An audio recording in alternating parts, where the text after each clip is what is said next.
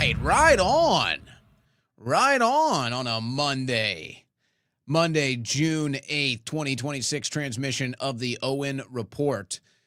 Well, guys, we actually have a lot of heavy news today. It's a Monday, so you know it's news heavy. A lot of stuff over the weekend. A lot of old stuff. A lot of old stuff regurgitating today. I actually don't have much as far as the Middle East affairs, the Middle East concerns are concerned. Not much on that today. I mean, it's in the news. We saw some stuff over the weekend, but it's the strait is open, the strait is closed. Who closed it? Who opened it? There is no ceasefire. There is a ceasefire, but we keep firing. It's not a war, but it's important war. Okay. All right. Right. We're just in the another cycle of this. I suppose the only thing that really separates this cycle of the strait is open, the strait is closed, there is no war, there is a war, the ceasefire doesn't mean ceasefire. The only thing different now is that Trump did the sit-down interview with Kristen Welker and, of course, ended it very abruptly. If you didn't see that, we got a couple of clips from that. But Welker hit him where it hurts. Welker hit Trump where it hurts on the stolen election, and she hit Trump where it hurts on the promises of no new wars. And so we have those clips for you today. And it's one of those things where if you take it in the moment, it's one thing. If you take it in the context of the larger moment, it's another thing. So it's like, yeah, I can sit here and look at Trump as the bad guy in this, or I can sit here and look at Kristen Welker as the bad guy in this, or we just reach the conclusion that this is the status of our country. There's not too many good guys. Not too many good guys. Pretty much everyone's just bad at this point, except you, of course, in the listening audience. Of course, anybody that's involved with the Owen Report is good. You can just take that to the bank. So we're going to look at that, the clips, the headlines. Actually, we're going to start it off slow today. We're going to start it off with some slop today. But sometimes the slop world and the political world can offer relevant things. Sometimes the world of slop can offer us something of value. I don't know if that's necessarily the case on this. No, it's Trump going to NBA Finals Game 3 tonight. That's our slop. That's our slop to actually start the show. When we take our first break here for our sponsor, we're going to come back and start it with a little slop. But Trump is involved, so you got some Trump slop. It's the NBA Finals, so you got some sports slop. But then you kind of have the issue of New York City is shut down, so you got the security state slop, and then kind of the culture surrounding the Knicks and Trump and the players and the athletes, both teams and everything. So you kind of have the cultural slop. So it's really just a slop fest in the slop capital of the world, New York City. Well, maybe the slop capital of America. Let's take a step back. We're not in India here. We're not in Haiti here. All right. So it's a slop everywhere. I'm covered in slop. So we need to get the slop. We're going to just bathe ourselves of the slop. We're going to bathe in the slop of the slop. And then we're going to get into the real news. And then I'm just going to go into newsman, anchorman, and just crank through a bunch of headlines, bunch of developments to start the week. In fact, so many of these could take us. Well, what we're going to do is we're going to pile through news, and then we've got the big story on the Pentagon over the weekend saying that Israel is the number one espionage threat. Like, oh, no kidding? Wow. You just figured that one out. But no, there's more to this story, and everybody's kind of on the reactionary path here. And so you have the anti-Israel side that's lunging at this as see more proof Israel isn't our greatest ally. And then you have the pro-Israel side that is jumping at this, and they're saying this is just Iran propaganda. This is just pro-Iran propaganda coming from D.C. Well, we're going to kind of cut between all of this. We're going to cut between all of this and figure out what's going on, but we'll show you all of these headlines. And then it's curious why Meta is suing an Israeli spyware firm that's, I guess, is tied into all of this. Meta decides they're gonna take legal action against an Israeli spyware company while the Pentagon makes this announcement. So I'm wondering, is that Meta that is using the Pentagon announcement as some leverage and some fuel for their lawsuit, and they kind of did it in response to that?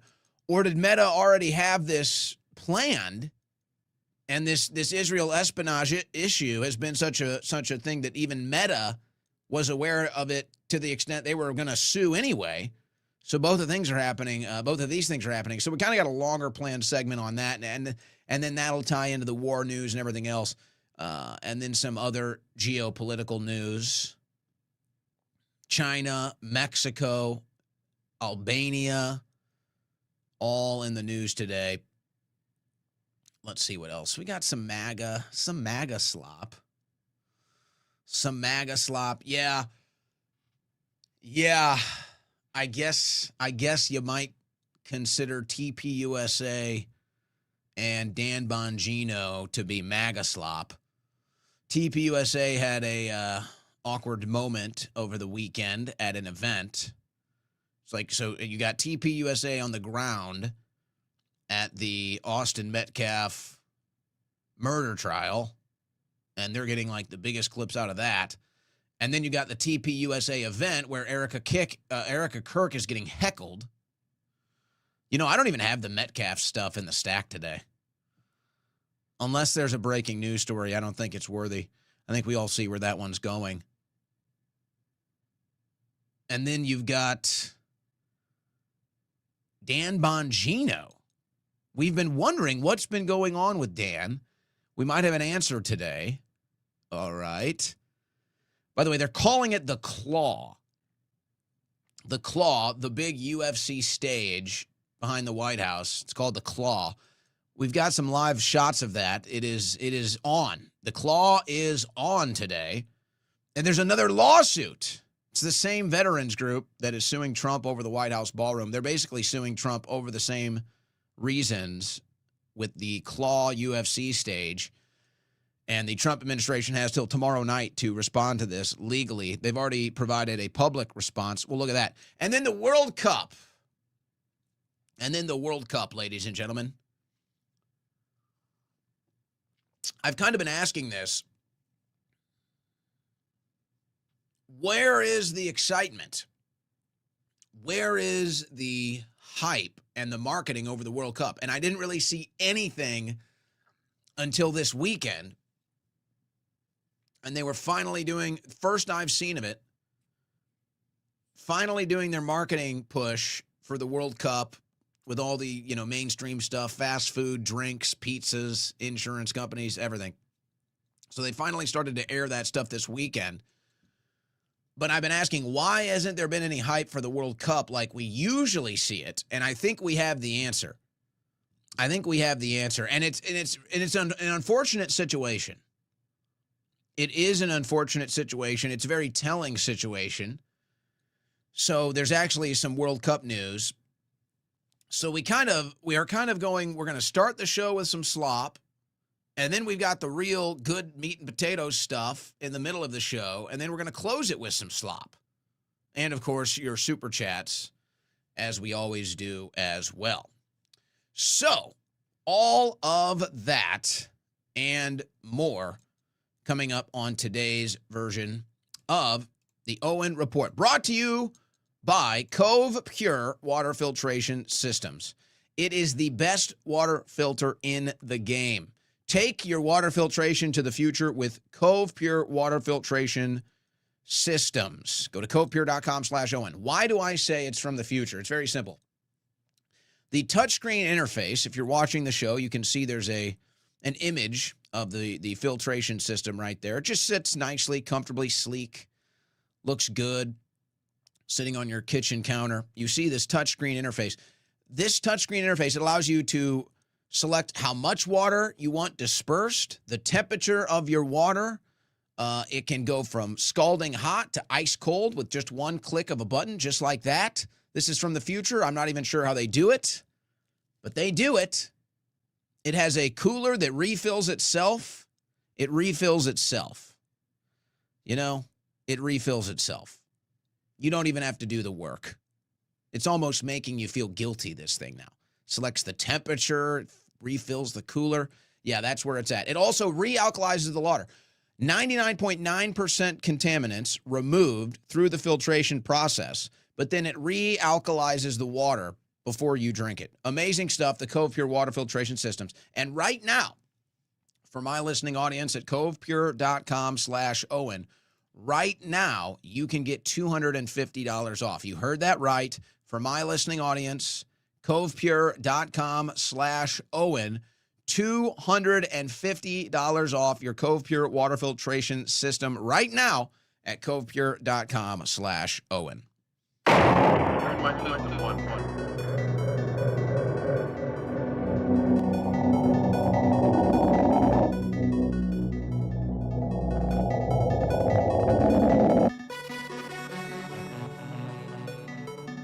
On the cutting edge of news and analysis, the Owen Report with Owen Schroyer.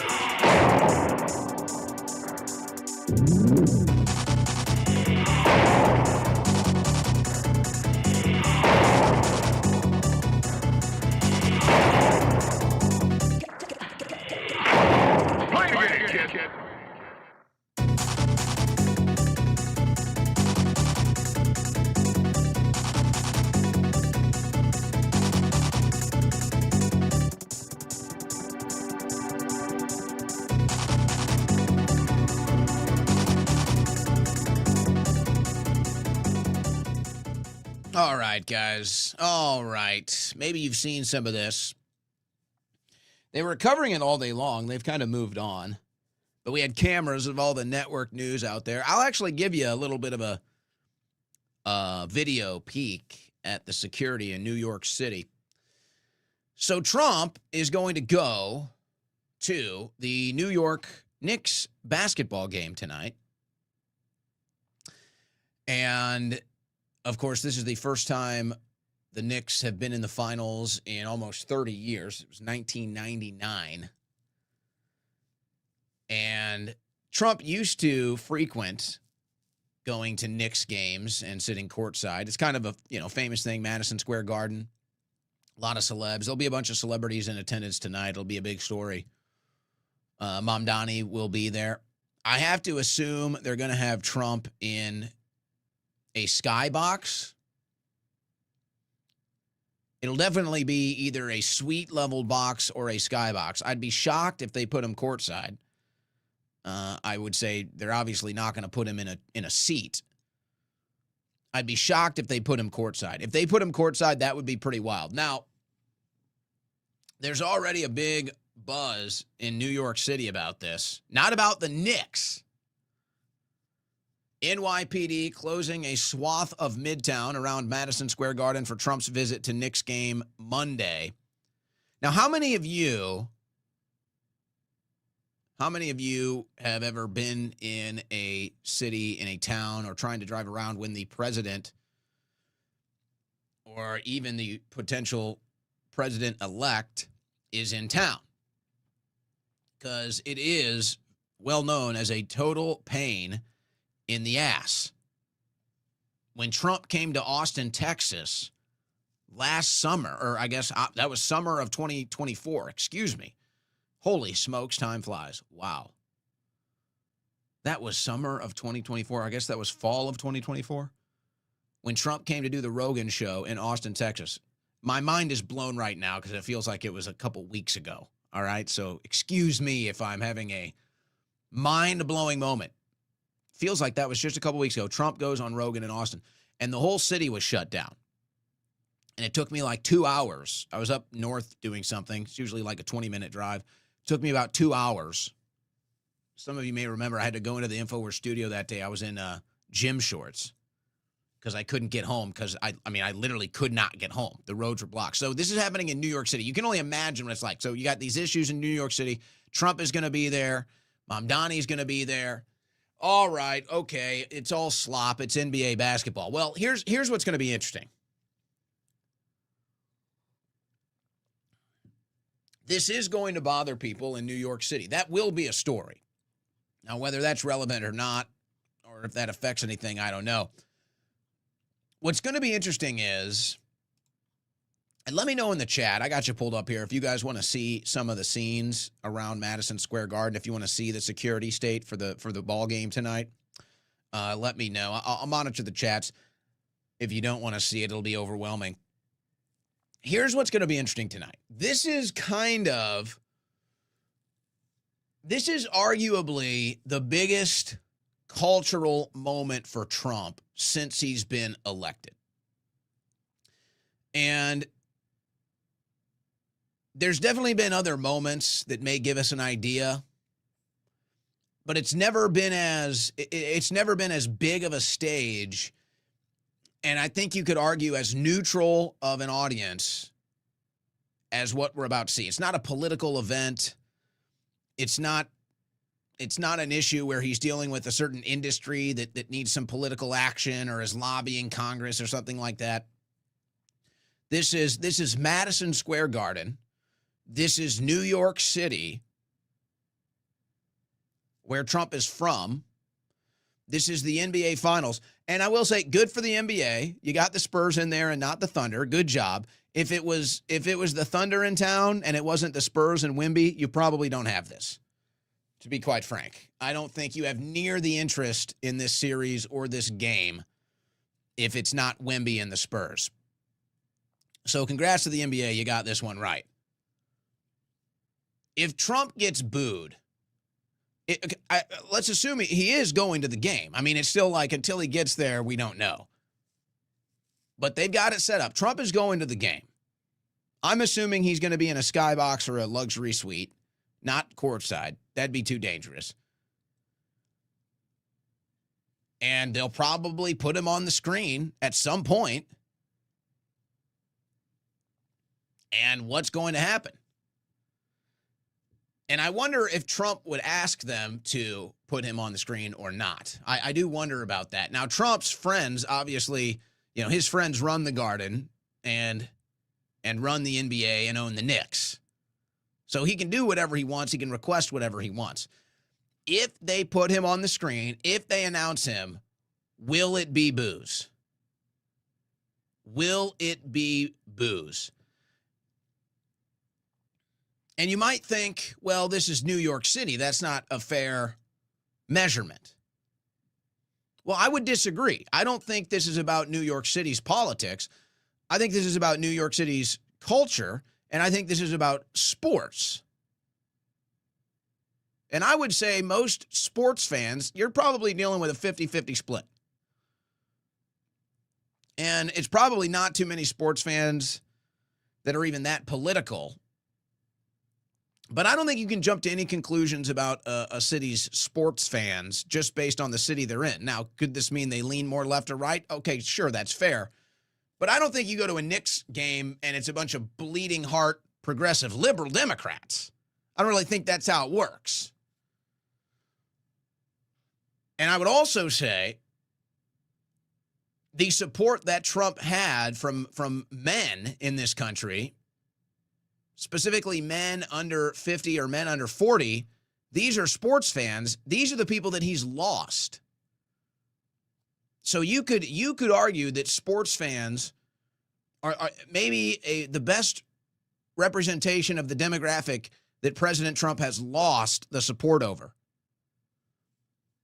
So what happens if he gets booed? Well, it's going to be bad headlines. It's going to piss Trump off. It's going to send MAGA into fits of rage. Maybe none of this matters. Maybe none of this matters because I think what has my curiosity is that Trump is the only thing right now standing in the way of the New York Knicks winning an NBA championship? Could Trump's negative aura, could Trump's negative vibe, could Trump's narcissistic ego drain all of the momentum out of the New York Knicks? Could Trump be a complete momentum drain from the New York Knicks tonight that shifts the series completely into the favor of the San Antonio Spurs? If anything can stop the Knicks right now, it would be Donald Trump destroying their momentum tonight. It's the only thing. It's the only thing. Otherwise, I'd say it's over. Otherwise, I'd say the series is over. Knicks might even sweep. But with Trump taking all the focus off of the team, taking all the momentum away from their winning streak, taking away the experience from the fans that they've had for the last month outside of the Garden, in the streets, at the watch parties, drinking outside of the arena. Trump takes all of that away from them. They might forgive him if they win. Trump takes all of that away from them and they lose. All right, we'll move on from this. But this is what it's like. This is the security state around the game tonight. This is, the only time I've ever seen anything like this was the Super Bowl security, where they had, for a game at least, where they had blocks and blocks blocked off from the arena. Not just around the arena, I mean around the entire city around the arena. 10 hours from tip-off, and we are at the most insane security operation I have ever seen. Let's take a lap around it. First thing, all of MSG is in a cage right now. It extends about maybe 60 feet. It's funny because this guy starts recording him like he's doing something suspicious. It's like, what in the hell, man? You can't even, just total security state. And this is what happens when tyrants come to town, by the way. Oh, don't freak out, all the Trump supporters. Oh, my God, Trump, just relax. I know, it's like this for anybody. The point is our government's corrupt, the president is corrupt, and that's why you have to have a security state like this. When the gangsters come to town, you have to have a security checkpoint. Beyond. What's up, man? How are you doing? Can I help you? No? Okay. That's fine. Anyways, eyeballing it, this extends about 60 feet off the arena, and there's additional spaces blocked off beyond that, too. All the way out beyond the Penn Station entrance, there is guardrails everywhere. Well, let's keep walking down this way. We already have Secret Service in the building. I've seen about 3 or 4 of them. All right, that's enough of that. This thing could get wild tonight. Knicks win or lose, it could get insane out there. The Knicks win, they might just riot like they won the title.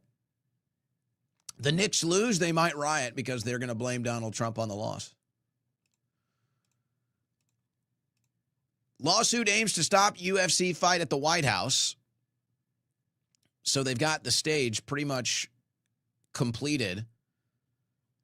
And this lawsuit is claiming, it's virtually the same lawsuit. It's the same group that sued Trump for the ballroom, saying that they didn't do any environmental measurements or whatever else they have to do. They said that they didn't get congressional approval. They didn't get environmental review. So they're suing. They're saying the same thing about the stage. The Trump administration is saying they don't have to follow the law because this is part of the 250th anniversary. And so there's a congressional order. They have till tomorrow night to respond. Well, obviously, this thing's going to happen no matter what. They already got the thing up. It's going to happen.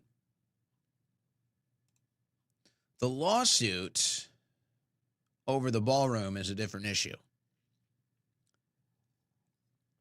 That one they don't even have the funding for. So you got the White House, where Trump is sometimes, and then you have a giant hole in the ground where the West Wing used to be, or the East Wing used to be, and then you have a carnival circus style thrill ride looking stage ready to go for Trump's birthday, which the White House argues in the lawsuit has nothing to do with the event. President Trump's birthday obviously has nothing to do with the event. It's just a coincidence. It's just a coincidence that the UFC 250 fight is on Trump's birthday. That is just a coincidence. The White House swears in response to this lawsuit. They promise that is just a coincidence. Of course. Of course. So you had Trump over the weekend. This was, I assume, they recorded this after the Wisconsin rally. Did you guys see any clips from that Wisconsin rally, by the way? And doesn't that give us a pretty fair analysis of where things are at? I mean, even when Trump was on repeat in campaign mode and saying the same thing over and over again, like a broken record for however many rallies, 100 rallies straight, and it was like once you'd seen one, you'd pretty much seen them all. So eventually you kind of, you start to tune out in that process. But you would still get clips. There'd still be viral moments. There'd still be clippable moments, quotable moments. It'd still be Trump in his element. There was some sort of a vibe remaining, an aura. It's all gone. It's all gone. 0 clips from Trump's rally in Wisconsin. No national coverage. Nobody, no team of MAGA media outside of the event showing you how long the lines are, how popular it is, the fanfare that comes along. And maybe that's why Trump was not in a good mood when he sat down for the interview. Maybe he was tired. He is falling asleep during televised meetings. So might be a little tired. I don't know. Nothing. No clips, no quotes, no energy, no nothing, no vibe, no excitement, no crowd. And that's why I look at tonight, it's like, now Trump may not care. He may just want to go to a basketball game, and if that's the case, then more power to him. Go enjoy it. But he is the president, and if they do announce him, I think it's going to be bad. I think the less they see of Trump, the better. They're already ticked off enough. So, okay, so we get to the Welker interview. And let's get to some of these clips. Welker pushes him, and by the way, all of these are getting community notes now.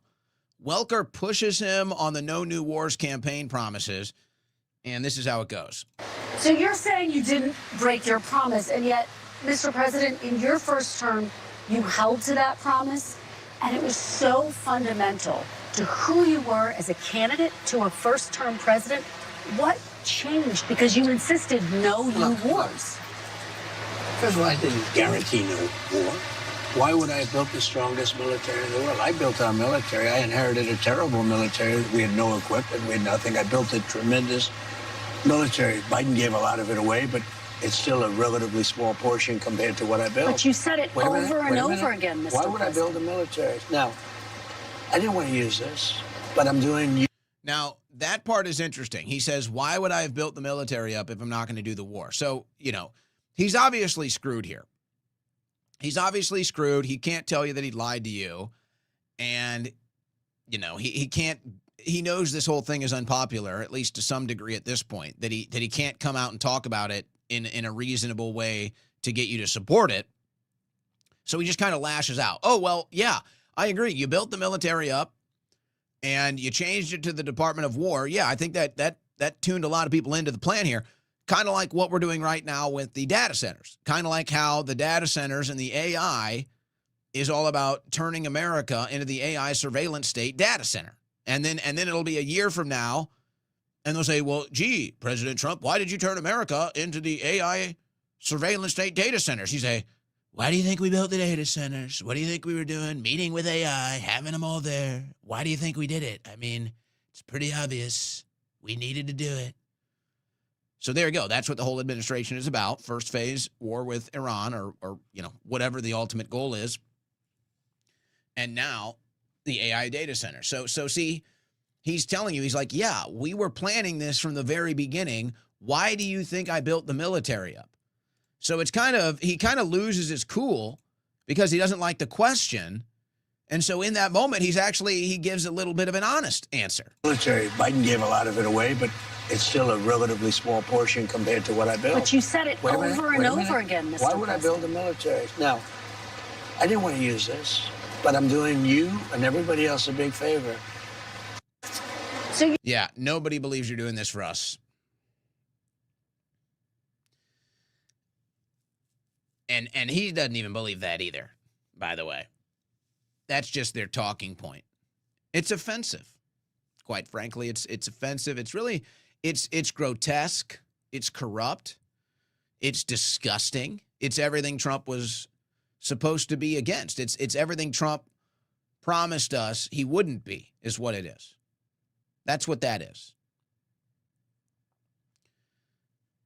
And it's funny because, look, Welker comes into this down. Welker comes into this with no chips anyway. So even if she tries to do a good interview here, it barely registers because she's a total hack. And that's why you can never sell your integrity, not even once.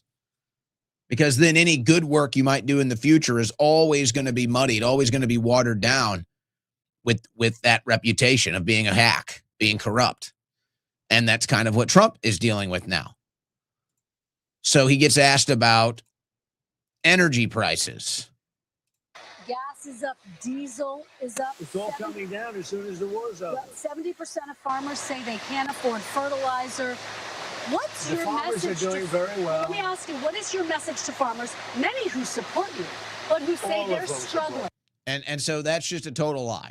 The farmers are not doing really well. It's just BS, folks. Who say they're because there's struggling. nobody been better to farm. You know, I gave farmers last term $28 billion because China took advantage and other people. And you know who paid for it? China. Last term. You know, I had a great first term. I had the greatest economy ever. And you know, this is when he just starts talking, folks. He just makes stuff up. This is just total BS. what? China didn't pay for it. The farmers are not doing well. This is pure propaganda. And the truth is, he's mad, and I'll get into this with the final clip here. He's just mad that he has to answer these questions. That's the truth. This one's blowing it away. What's your message to farmers, though, Mr. President, who say they are struggling, they're struggling to make Are ends you meet? ready? Am I allowed to talk? You keep asking questions and you don't listen to the answers. I love the farmers, and the farmers love me, and the farmers trust me. In the first term, I had something very similar. China and others were, and Canada, which was brutal, they were taking advantage of our farmers. They don't take advantage of it anymore. I gave them $28 billion split up. They never had a payday like that. And the farmers loved me, and they came back and they voted for me in record numbers. You know that. Nobody's ever even come close. And they will not be voting for you or the Republicans in this midterm because you have let them down. You know, it's unfortunate to have to watch this. And the truth is, this is Trump is at his weakest. He's at his weakest now, folks. He's at his weakest. Trump does not get up there with the confidence and the high ground in the interviews like this as he has in the past. Trump has always been able to come out clean in these interviews because he's either had the high ground or he's been consistent on his answers to the questions. All of these things are gone. Trump no longer has the high ground. He's now on a level playing field with Welker. Yeah, in the mud, in the dirt. So now Trump is in the dirt with Welker. He does not have the high ground. He assumes he has the high ground because he's president, but this is television. And now he's being forced to answer questions that have uncomfortable answers. Like, you said no new wars. Why is there a new war? Gas prices and energy prices are up. Well, that's because of the war. I know, and you promised no new wars. Well, I didn't promise no new wars. Here's the clips. You promised no new wars. This is Trump at his weakest. And so what you get into now in this final clip, you start to understand the psychology. Why does Trump talk about, why is Trump envious of Kim Jong-un and Xi Jinping? Because now Trump understands when you control the media, you control everything. And so this is why Trump talks about how China does things right and sometimes even North Korea does things right. It's this. Trump wants control of the media. Why do you think he's helping Larry Ellison with the big Paramount deal? Why do you think he helped with the TikTok takeover? Why do you think he brought Elon Musk onto the campaign after the X purchase? Trump wants control of the media. Trump doesn't like the concept of a media making the president look bad. Trump doesn't like the concept of a media making the president look like a liar. And in his mind, he justifies it. Whether you think it's criminal what he's doing or not, and maybe that's what's driving it, maybe it's not. In his mind, if you're not supporting the president, if you don't have a media that's 100% supportive of the president, always supportive of the president, you know, Trump shoots an 18 in his round of golf, then you're not patriotic and you don't have a strong country. Trump now is expressing that he wants a government state-run media. Trump is now expressing that he views the free media and the free press as a bad thing for him or for the country, or in his eyes, they're both the same thing now. That's what this is. Now, I don't think Trump himself is going to go as far as to directly attack the First Amendment or try to pass some sort of legislation that is going to handicap the media. I don't think Trump would do that, but we have seen the donor class massage Trump with donor class money to kind of get regulation and reform and some new leadership in the right certain places so they can get some more correct, as he might say, quote unquote, correct coverage in the media. He just wants correct coverage in the media. And while you could argue the concept is there, if you have a dishonest media lying all the time, then that's a problem for the country.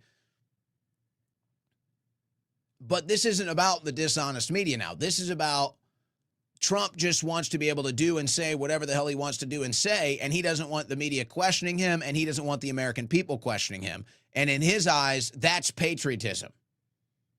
I mean, it's pure cultism now. Even from Trump's own psychology, it's pure Trumpism, pure cultism. It's not about the country. It's not about the Constitution, the Bill of Rights, all of this stuff, campaign promises. It's even in his own mind, he's now projecting this cult. He now wants that. And this is why he gets frustrated with Welkner for asking the question. So here's where he storms off as she asked, and they get into elections. Evidence than ever presented. Let's talk Your about elections in this country, we're like a third world country. Your elections are crooked. It's actually perfect that they're standing in dirt. It's actually perfect that this interview is happening in the dirt, because that's where they both are. They're both in the dirt. They're both dirty, playing with each other in the dirt now. And you're crooked, and Meet the Press is crooked, and so and is you're ABC crooked. and CBS and CNN. But Mr. President, you're one-sided crooked networks. So see, he hasn't understood it yet. You're crooked too. And you think that people are just not going to get this because the Democrats are bad or the mainstream media is bad or you're here giving a tongue lashing to the media again. It's like, this doesn't hit. You're crooked now. When you call the media crooked, you don't score any points anymore. You're crooked. It's the pot and the kettle now. So that's what this is. Trump now thinks, okay, I've just gotten embarrassed here. I'm gonna point the finger at her and say, you're crooked. Trump, you're crooked. You used to be able to do this. You used to have the high ground during these interviews, and you could pull something like this off and come out clean. Not anymore. You're literally in the dirt with Welker. It's perfect that you guys are doing this interview in the dirt. You are in the dirt with Welker now. You calling her dirty, you're in the dirt with her. You calling her crooked, you're in the crooked club with her now. This doesn't hit like it used to. And so is ABC and CBS and CNN. You one-sided crooked networks. Right, let's call it quits because I've had enough. Thank you, darling. Have a good time. Mr. President, let's please. I traveled all the way to Wisconsin. I've sat in the rain with you. I know. I've sat in the rain with you for an hour, on and off in the rain, and I've given you enough time. You ought to straighten out your press because you know what? A country can never be great with a dishonest Listen, we traveled. So do you hear that? You know what? A country can never be great with a dishonest press. Enough time. You ought to straighten out your press. You ought to straighten out your press. You ought to straighten out your press. He wants you all to comply. He wants the press, he wants a 100% compliant press like China has and like North Korea has. That's what he's expressing here. You have to understand this psychology, folks. That's what he's saying here. He wants every single person in the media repeating the exact same thing that he tells them to repeat. That's what he is saying here. And I've given you enough time. You ought to straighten out your press because you know what? A country can never be great with a dishonest press. So you see, when he would say that 4 years ago, we would understand it. When he said that 8 years ago, we would understand it. When he was on the right side of the issue, when he was on the consistent side, the logical side, and the honest side of the issues, then he could have this back and forth with a Kirsten Welker and call her these names and make these statements and come out clean on the other side. It doesn't work anymore, Mr. President. This doesn't work. She caught you. You did say no new wars. You lied. She caught you. Gas prices are up. Diesel prices are up. The farmers are not doing well. You lied. She caught you. This isn't the bad press. This isn't the lying press. This isn't the fake news. She called you out, and now you're being dishonest and crashing out. It doesn't hit. It doesn't hit. Not everybody's brainwashed. Not everybody's in your cult. And this is still America. We still have a First Amendment right, even if you and your donors don't like it. And now he's going to storm off. I really don't have any problem with that. I don't really care about the storming off and Welker's bitching. Now, I want to point one more thing out before we go, because it seems a lot of people didn't really notice this. And in fact, if you look, let me see here. Yeah, okay. So let me just, for an audio purpose, listen to this again. One-sided crooked networks. Right, let's call it quits because I've had enough. Thank you, darling. Have a good time. Mr. President. Okay, so he takes his mic off there, but notice how there isn't really a change of audio. Let's please. I traveled all the way to Wisconsin. Okay, now why am I saying this? So did he throw that mic on the ground? When he smashed it, was that a... Right. Let's call it quits because I've had enough. Thank you, darling. Have a good time. Mr. President, let's please. I traveled. So he throws the mic on the ground. This is an all-time great. So he throws the mic on the ground right there. All the way to Wisconsin. I've sat in the rain with you. I know. I've sat in the rain with you for an hour, on and off in the rain, and I've given you enough time. You ought to straighten out your press because you know what? A country can never be great with a dishonest press. Listen, we traveled all the way to Wisconsin for this interview. And then smashes it with the boot. Wisconsin for this interview. Game over. Audio out. And then I love. I spoke with. And then watch Welker stand there like, oh. So I still enjoy watching the media take a tongue lashing. I still enjoy watching Kirsten Welker stand there like a clueless bimbo, like a dimwit. I do still enjoy that. And the microphone spike and smash is an all-timer. Okay, I mean the Mike Spike and Smash is an all-timer.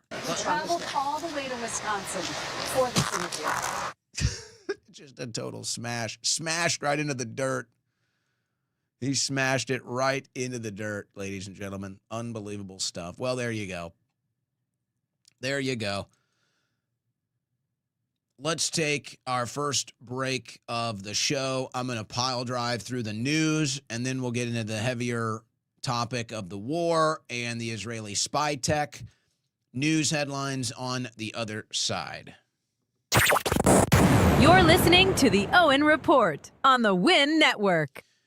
It seems like you can't even turn into financial news without hearing about gold and silver. And right now, I think the reason is because you see the volatility in the stock market, in the crypto market, the inflation, the dollar, the cost of living, all of this stuff. It makes you think about your wealth. It makes you think about your finances and what you're going to do with them. Well, if you've thought about getting into precious metals, you need to give the phone call to my friends at Allegiance Gold. Now, here's the deal.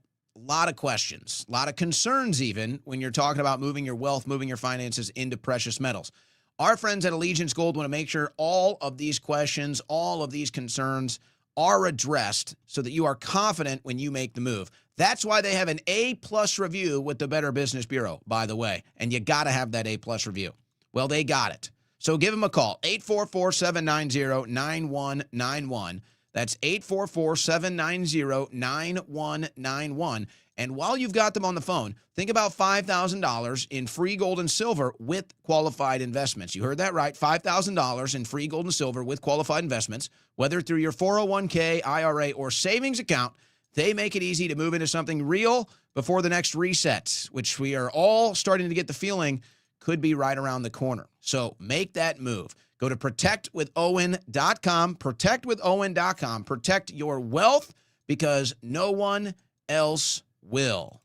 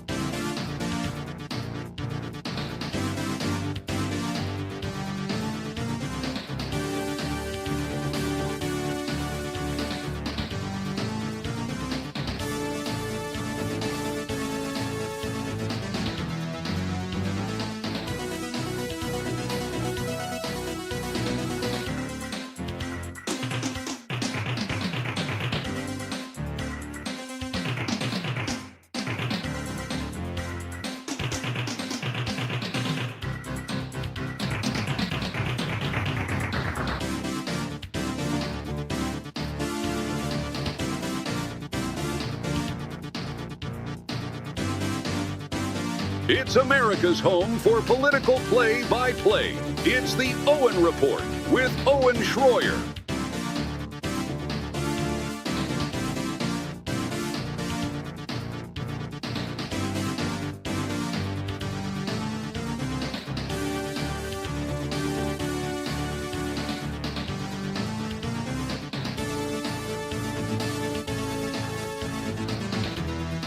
You know, I was going to talk about this earlier when we were slopping it up to open the show.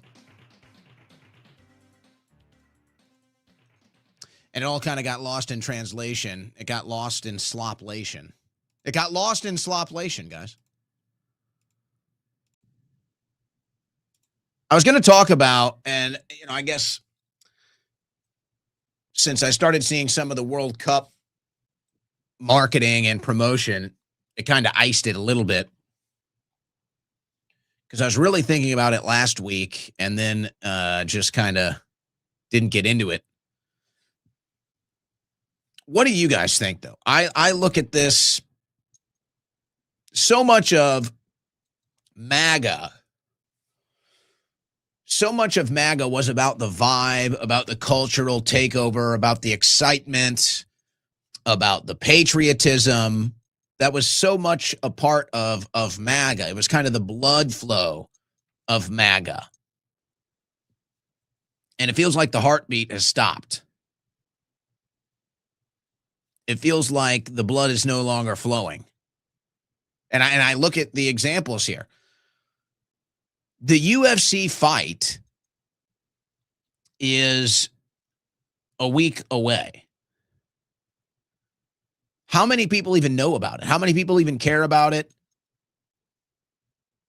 How many people know it's this upcoming weekend? How many people could even tell you a name of a single fighter in it? I don't know. I don't know a single fighter in it. Obviously, I know of the event because I cover news. But I look at this lack of excitement over the UFC 250. It's like, okay, well, maybe that's a niche thing. Maybe that's a niche thing for UFC fans, but all right. The only, the buzz around it is the fact that two fighters have been banned because they aren't pro-Israel. What about the World Cup? Well, I've got some news on this, but the World Cup, I mean, it took them till the last week for any marketing, any promotion. It's like a nothing. And honestly, the World Cup thing is a little stranger than people are allowing it to be talked about here. Folks, the World Cup is arguably the biggest spectacle on the planet. You could argue that. And it's like there is zero excitement here. And you could say, well, that's an America thing. Well, maybe, but that doesn't change the fact that it's still a global spectacle. And this was supposed to be part of the big American patriotism, World Cup, 250, UFC, Trump in office. And there's just like, there's no buzz. There's no excitement. Okay, maybe you say that's a soccer thing. But this was supposed to be a MAGA thing. Well, what about 250? What about America 250? What about the Great America 250 Fest and parade and fair and all of it? What about that? Any buzz about that? I'm not trying to be facetious, guys. This is a general, even social check here. How many people listening to this right now? I've got the chat open. How many people listening to this right now can tell me any details about anything for America 250? How many people? How many people are planning on going to an America 250 event? How many people know when and where it's at? Anybody?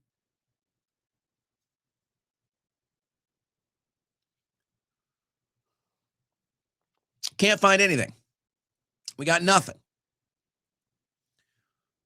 So why am I saying this? What is the point? Well, it goes back to that last interview. MAGA, and maybe Trump to an extent. MAGA, though, but Trump is obviously, he's in his own world. It's MAGA here that is lost. And to me, it's proof. There is no MAGA without us. And this is their big failure. And I saw it again this weekend. I saw it again this weekend at a TPUSA event. And they have all of these people up there bashing Candace Owens. And I look at Dana Lash, who's been such a disappointment. I mean, these people are such phonies, such intellectual phonies. And they want to pretend like they're some diehard patriot. I'm so sick of the act. I'm so sick of the act from these boomer conservatives like Dana Lash. I am so sick of your conservative patriot act. You guys are the biggest grifters. You've made a career out of grifting and right-wing politics. And you might try to argue that you're a true believer or a true conservative. And I would sit here and I'd say, oh, really? Because to me, you're making these arguments and you're standing in front of a broken nation.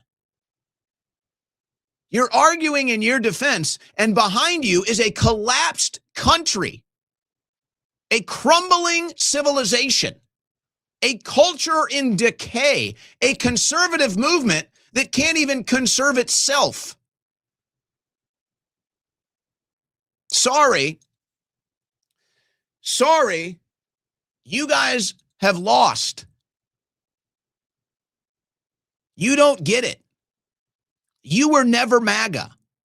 You guys never got Trump across a single finish line at all. That was all us. We did all of the heavy lifting.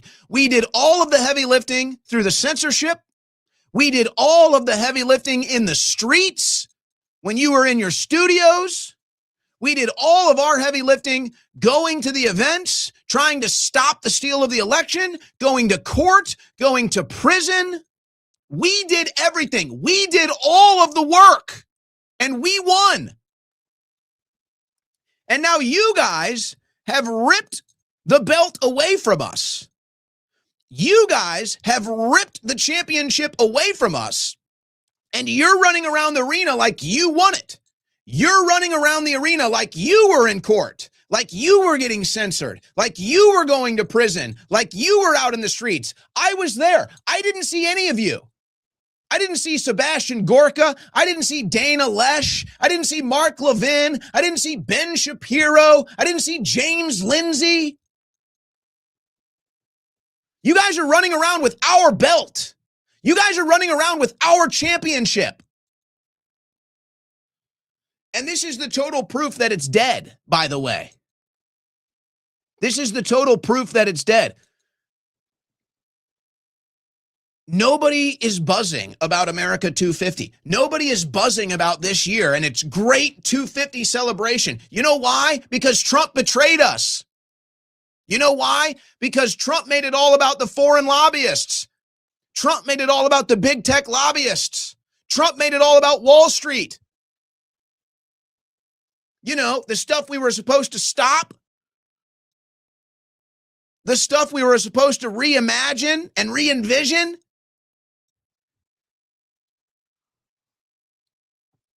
So nobody cares. And you guys can't get anything built up. Notice that. Notice the new MAGA people, right? Oh, the new MAGA people that stole our belt. The new MAGA people running around with our championship. Notice, they can't get anybody interested in anything.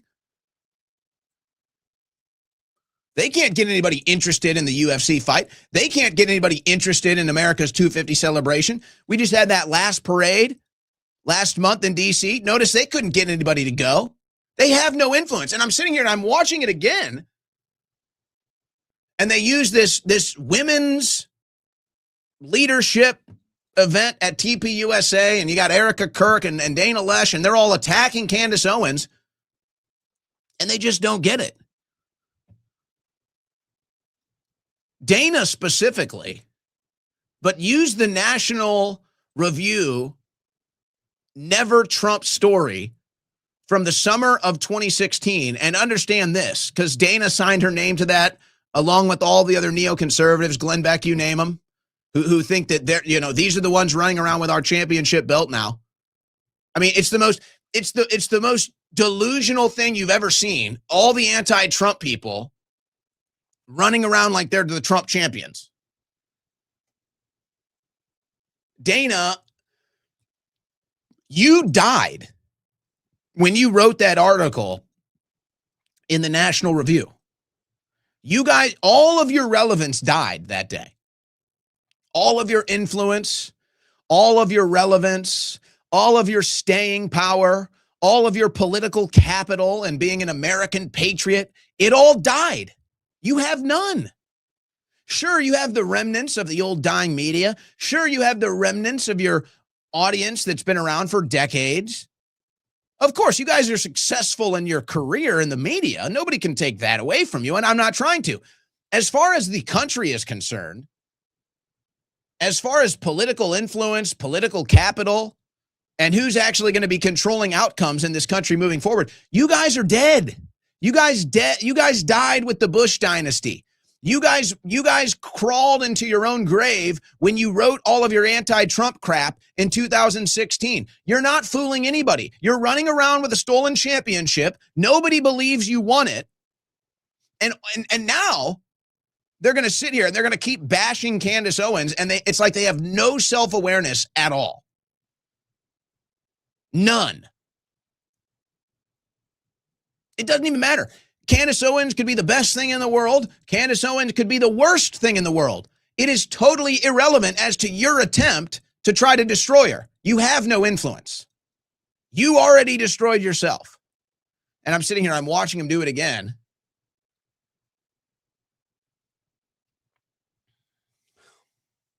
And I'll move on to the news, but I think it's a fair measuring stick. And it kind of caught me a bit off guard. Because I'm sitting here, it's June 8th. Does it feel like you are 1.5 years into the Trump administration? Does it feel like you're getting the America First results? Does it feel like you've got the return of American patriotism? Does it feel like the swamp is being drained? Does it feel like the deep state is dead? Are there no new wars?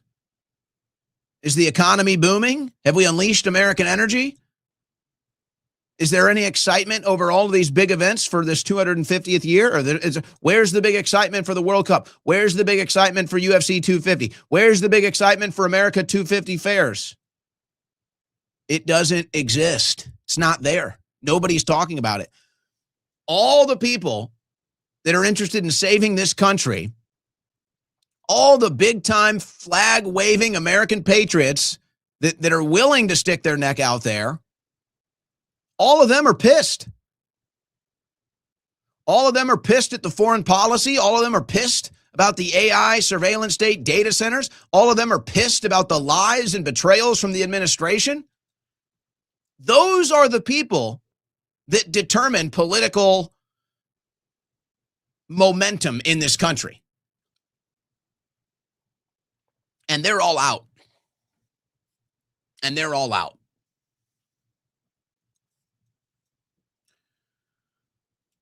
All right. Let's just hit these headlines.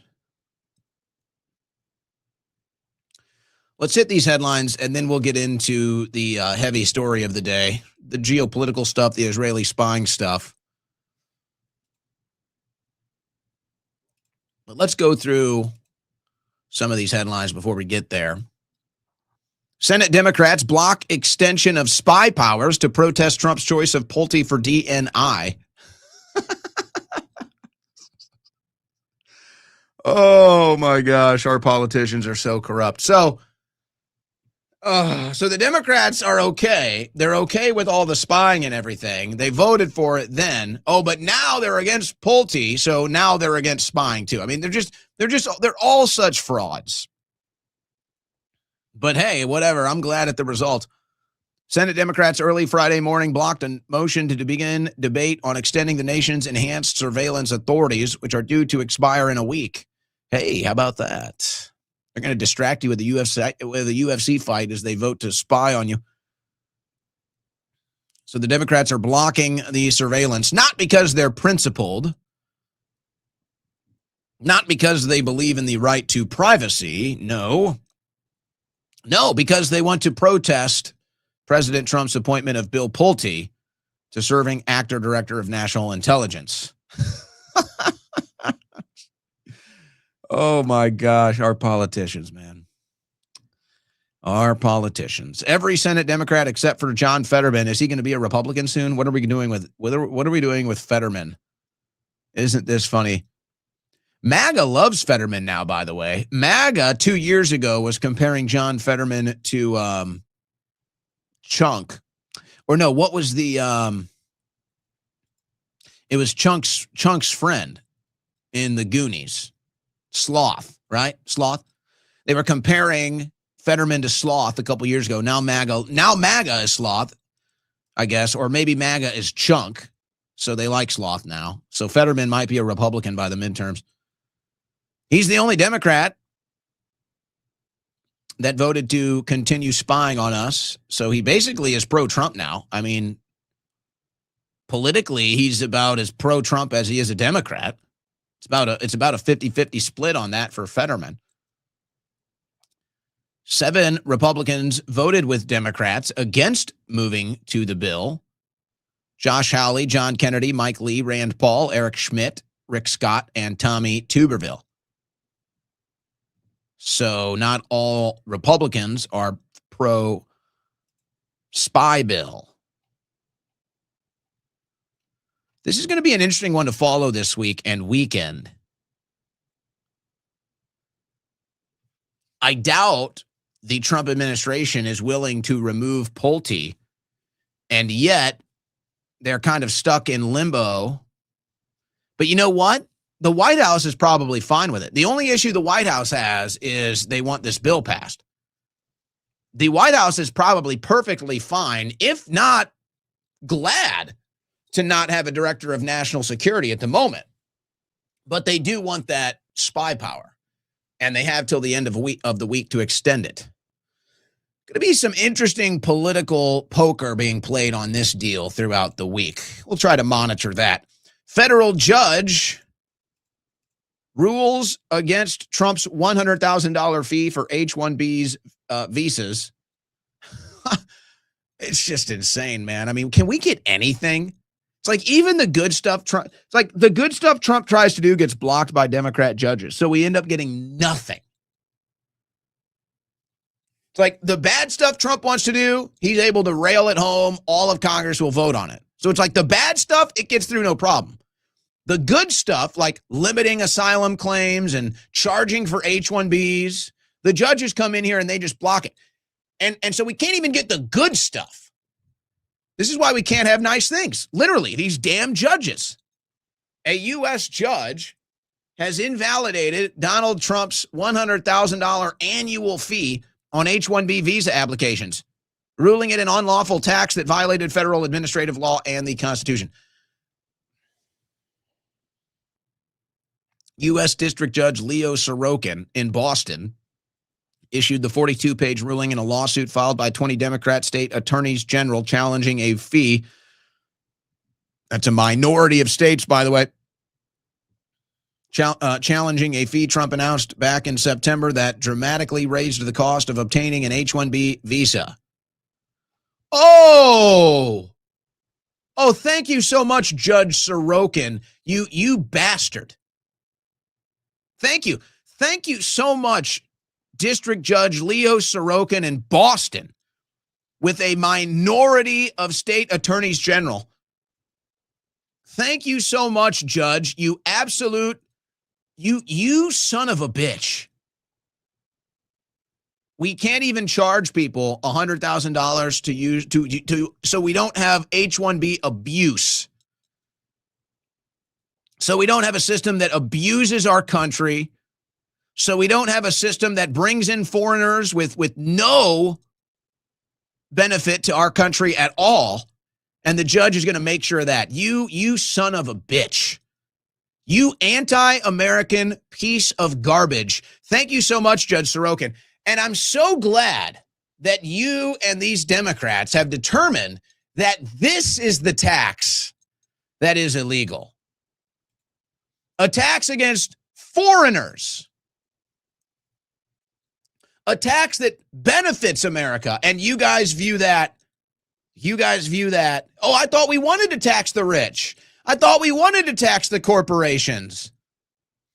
I thought we wanted to tax the people that were taking advantage of the system. I thought we wanted to do that. And now here's Trump, and he actually does it to benefit the country. And a liberal judge says no. A liberal judge says no. And it's nice, the property taxes, all the different income taxes, federal, state, local, all these different taxes. And they have nothing. They have nothing to say on that. But, we can't charge people for an H-1B process. We can't do that. That's the tax where we draw the line. The government nickeling and dime you until you're broke, we don't care. A policy that actually tries to help the country, the judge is going to say, I'm sorry, we cannot stand with that tax.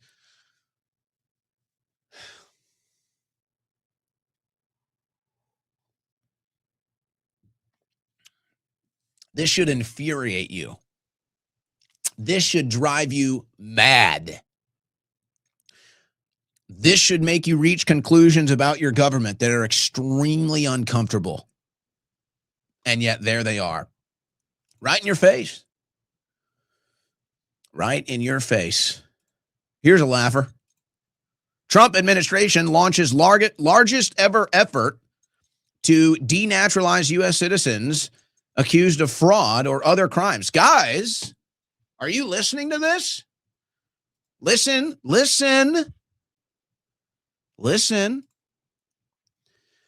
Trump administration launches largest ever effort to denaturalize U.S. citizens accused of fraud and other crimes.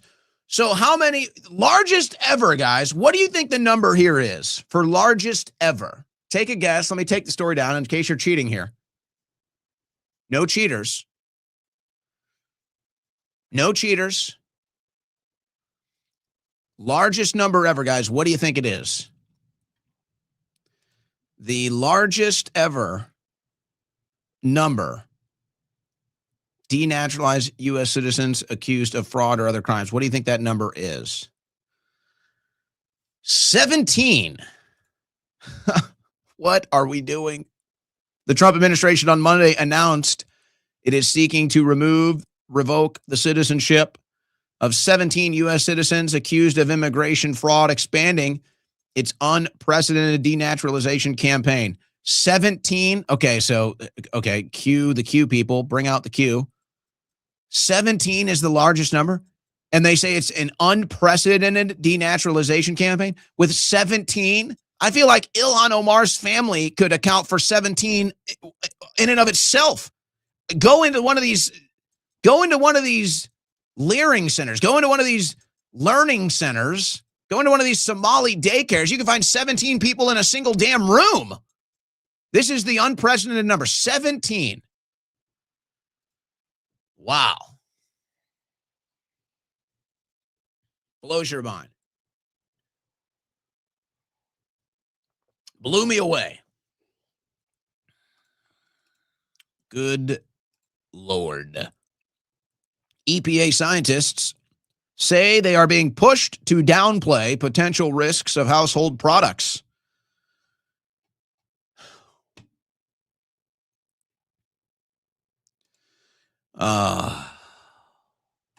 That's nice. Anyway, sorry guys, I'm not going to pay for the CNN. I'm going to pass. That's a nice pitch, That's a nice pitch from CNN. Good try. I'm going to pass this time, though. I'm going to pass on the CNN subscription. We'll go to the Center for Biological Diversity instead. All right. Right here in Texas. Trump administration waives environmental laws to blast border barriers and roads through Big Bend National Park. You know what, though? I should go back to the other one. These two things are tied, but basically, as you already know, the donor class, big pharma, big ag, they have convinced the Trump administration to not only ease up restrictions on chemicals like glyphosate, but also put out some sort of publication or something inside of these determinations that glyphosate is not bad. So the big lobbying of big pharma and big agriculture are trying to have Trump come out against RFK Jr. and everything RFK Jr. has been talking about and fighting against for years. And the donor class is trying to get Trump to do a complete 180 on all of it. And while Trump is basically allowing all of this to happen legislatively, he's not coming out and saying it publicly for obvious reasons. Okay, so now this is so it's like it's unprecedented. We're finally calling out all of these chemicals that they put in the food and the water and the sky, but then they have so much money and power and influence in DC that when you get to that final step of getting rid of it, they put the cash on the barrelhead, sir. Cash on the barrelhead, please. And they've got it. And then there's this. So this is unprecedented. The Department of Homeland Security today waived dozens of environmental laws to speed construction of border barriers and roads through Big Bend National Park and Big Bend Ranch State Park. The move marks the first time in American history that the federal government has cast aside a broad state of environmental laws, including the National Park Service Organic Act, Endangered Species Act, and National Wild and Scenic Rivers Act in a national park. The absolute disdain this administration has for our national parks is disgraceful, and now they're targeting Texas' most beloved national park. The only people benefiting from this destruction are the billionaire contractors set to pad their pockets while paving over our natural heritage and permanently locking a great American river behind hideous steel barriers. We won't stop fighting for this crown jewel national park and the Rio Grande. Now, I think two things can be true here, but we have to monitor this. One thing is undeniable. This has never been done before. The Trump administration is basically blowing up national parks protection. Now, they're claiming it's for national security because they need Border Patrol and ICE agents to have these easements and roadways and whatever they need for deportations, whatever. Now, I'm not so sure I buy all that, to be honest. I'm not sure I buy that all of that is necessary. And in fact, I think we've proven that policy can be as powerful as a physical barrier. I think if anything, the Trump administration has proven that a powerful policy, can be as good as a powerful physical barrier.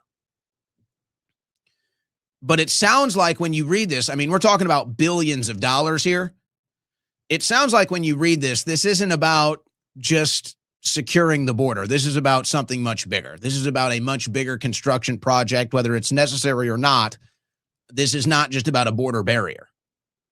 And so the fact they feel they have to blow up this national parks protection and get billions of dollars to do this, it's something we'll have to keep an eye on here.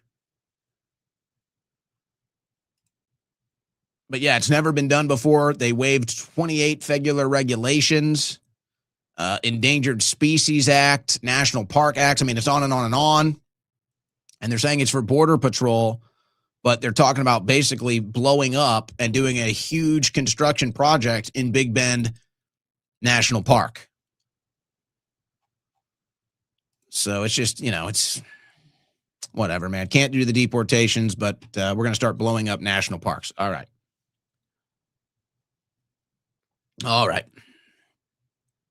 And you got the screwworm. 2 more Texas screwworm infections found in animals far apart.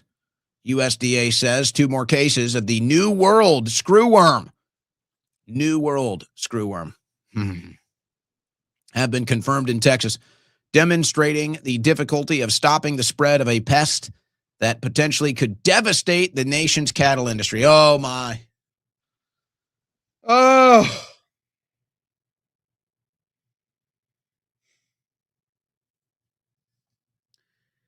You know, you hate to think the worst about this. You don't want this to be bad. I'd like to think the administration is competent enough to stop this. Apparently, they weren't competent enough to stop it from getting in. Maybe it's their fault. Maybe it's not. By the way, Brooke Rollins is doing the rounds this weekend, blaming it on the Biden administration again. Sorry, Brooke, that doesn't work here. Trump's been in office for more than a year. All right, you've already been through one season. This doesn't fall on the Biden administration. And if anything, it actually falls directly on the Trump administration because you guys actually cut funding to the exact things that monitored screwworms. Literally, the Trump administration stopped the funding into the programs that monitor and track screwworms and cattle infestations. So if anything, this is directly on the Trump administration.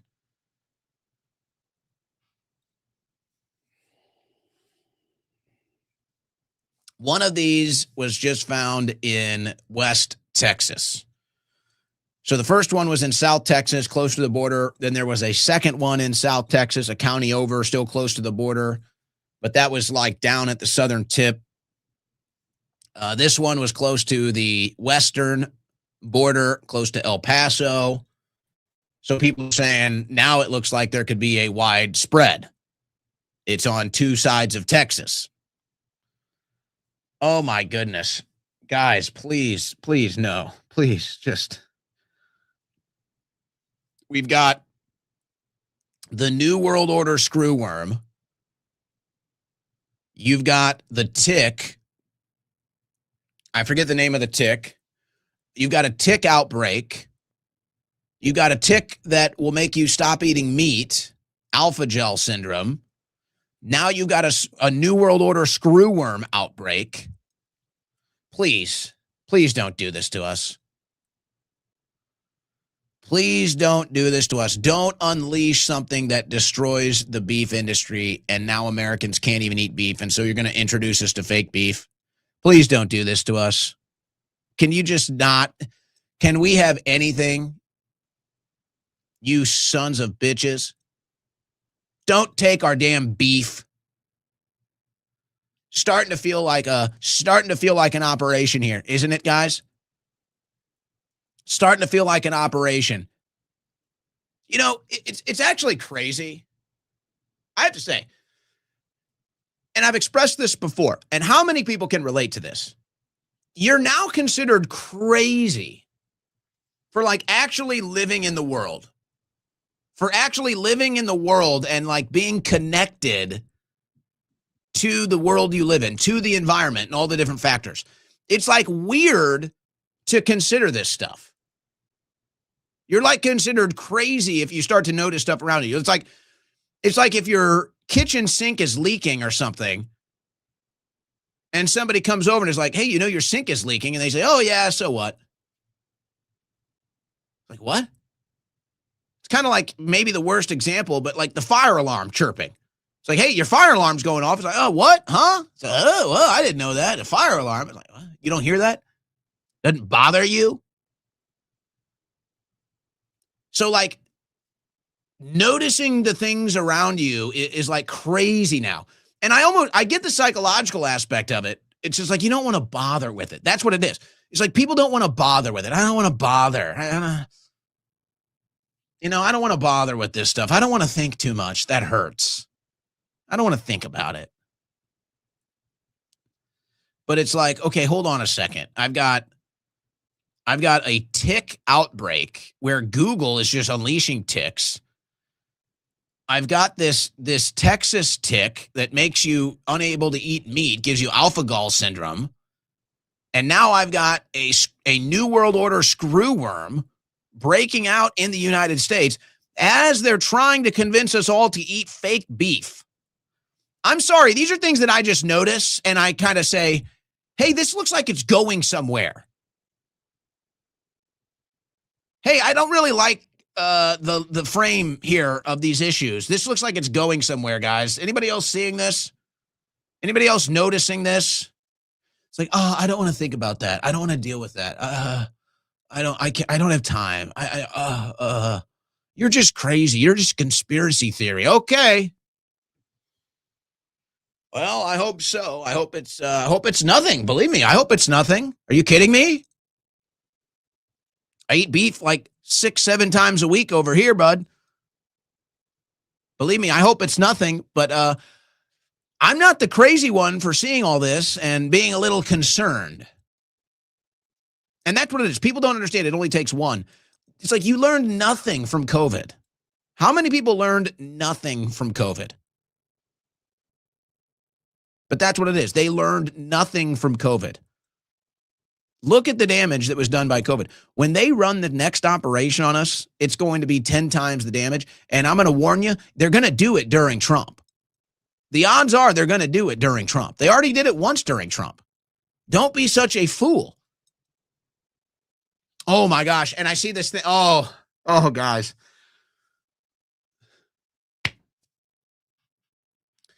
I see this thing now.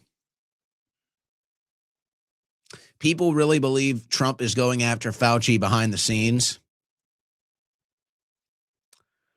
And it's sad that this is where the Trump support is at. This is where MAGA is at. Because you can't really get around the Fauci thing. You can't really deny the whole Fauci is going to get off the hook thing. And you can't really deny that it's connected to Trump. But MAGA, it's like that's the one thing where they can't really, it's like they can pretend the war isn't a war, or, you know, they can try to argue context and do mental gymnastics about the ceasefires and peace and all this other stuff. It's like, it's loose enough that they can kind of massage it. You know, it's like it's loose enough that they can try to reshape it. Most people aren't buying it, but it's still an option, so they try it. With Fauci, that deal's done. That's not a loose deal. That's cemented. Fauci's the bad guy. And when people think about the killer vaccines and the lockdowns and everything else, they look at Fauci. And so Fauci not getting investigated, Fauci not getting arrested, Fauci not getting indicted, and all this stuff, that's one MAGA cannot cope with. There's no massaging that deal. So there's this thing, because some of them send it to me, and, you know, whatever. I don't even know how to, it's like, these are people I guess I would consider friends, or maybe used to be friends. I don't know. They all hate me now because I'm anti-Trump. And they're the ones pushing this. It's like they've got this big exclusive about how Trump is going after Fauci. And so people are sending it to me. And I'm like, yeah, okay, well, I'm not betting my reputation on that. I have no idea where they're getting that intelligence, and I'm not betting my reputation on it. And in fact, I would say I probably have better sources than them if they think that's happening. Because, you know, my Maha sources are telling me it ain't happening. The people that I talk to in D.C., it ain't happening. So I don't know where you guys are getting your sources that there's a secret plan to get Fauci. I'm not going to stake my reputation on it. And I think you guys are being played for fools. I think you're being played for fools. Maybe you're right and I'm wrong. And I hope that's the case. I hope I'm wrong and that there is a plan to get Fauci. Believe me, I hope I'm wrong. Hope you guys are right. I'm not staking my reputation on it. All of my sources tell me the exact opposite. But my question then is, at this point, when will you guys admit you've been duped? If this whole thing now, because it's always something new. It's like, oh, Comey, nah. Oh, Letitia James, It's just like, go down the list. Oh, Les Wexner, Just you name it. But, like they're all complaining about Hunter Biden. Oh, look, Hunter Biden. Oh, my gosh, people are following Hunter Biden. Oh, my gosh, people are talking about Hunter Biden. No, it's a psyop, blah, blah, blah. Hey, tell me this, MAGA. MAGA complaining about Hunter Biden. Tell me this, MAGA. Why aren't you complaining that he isn't in jail? You seem to be upset because people are sharing his content. You seem to be upset because people are interacting with him on X. This seems to upset you. I don't know why. It's kind of weird. unless that is you believe Hunter Biden is a criminal, unless that is you believe Hunter Biden was an integral part of the Biden crime family and committed high crimes and maybe worse, maybe that T word. Unless you guys believe that, in which case I ask you then, why aren't you asking Trump to do something about it? Why aren't you mad at Trump for not arresting the Biden crime family? Why is MAGA more upset at people interacting with Hunter Biden on X? Why is MAGA more upset with Hunter Biden gaining a following on X instead of the Trump administration for going after criminals? Just curious. Because I see one all the time. I see MAGA all the time on X complaining about Hunter Biden getting a following. I don't see MAGA complaining that he's not getting arrested. Where's that at, MAGA? Or would that be a little too directional at your God King Trump? Would that be a little too directional at your cult leader Trump, and so therefore your cult mind doesn't allow you to do that? And so instead you stop a yard short of the goal line. And isn't that the ultimate story of MAGA? 1 yard short of the goal line. Couldn't score the touchdown, turnover on downs, and now it's going the other way. Yeah. Should have handed the ball to Marshawn Lynch instead of threw it for an interception. You know, that's kind of feeling like MAGA right now. The oceans are in deep trouble. The Trump administration is ditching a vital deep sea monitoring system. You know, I'm starting to get to the point where it's not even the whole budget thing doesn't work anymore. You know, they're making all of these cuts. And I'm not one to push back against budget cuts. Let me be perfectly clear. And maybe there's some room for argument when you look at a screwworm outbreak and some other things. And okay, you know, you have a debate about budget stuff. Here's my issue on this.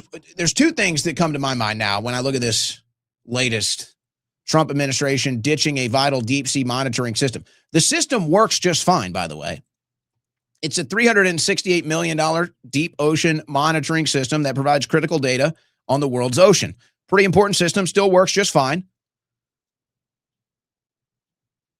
So the Trump administration is going to cut it.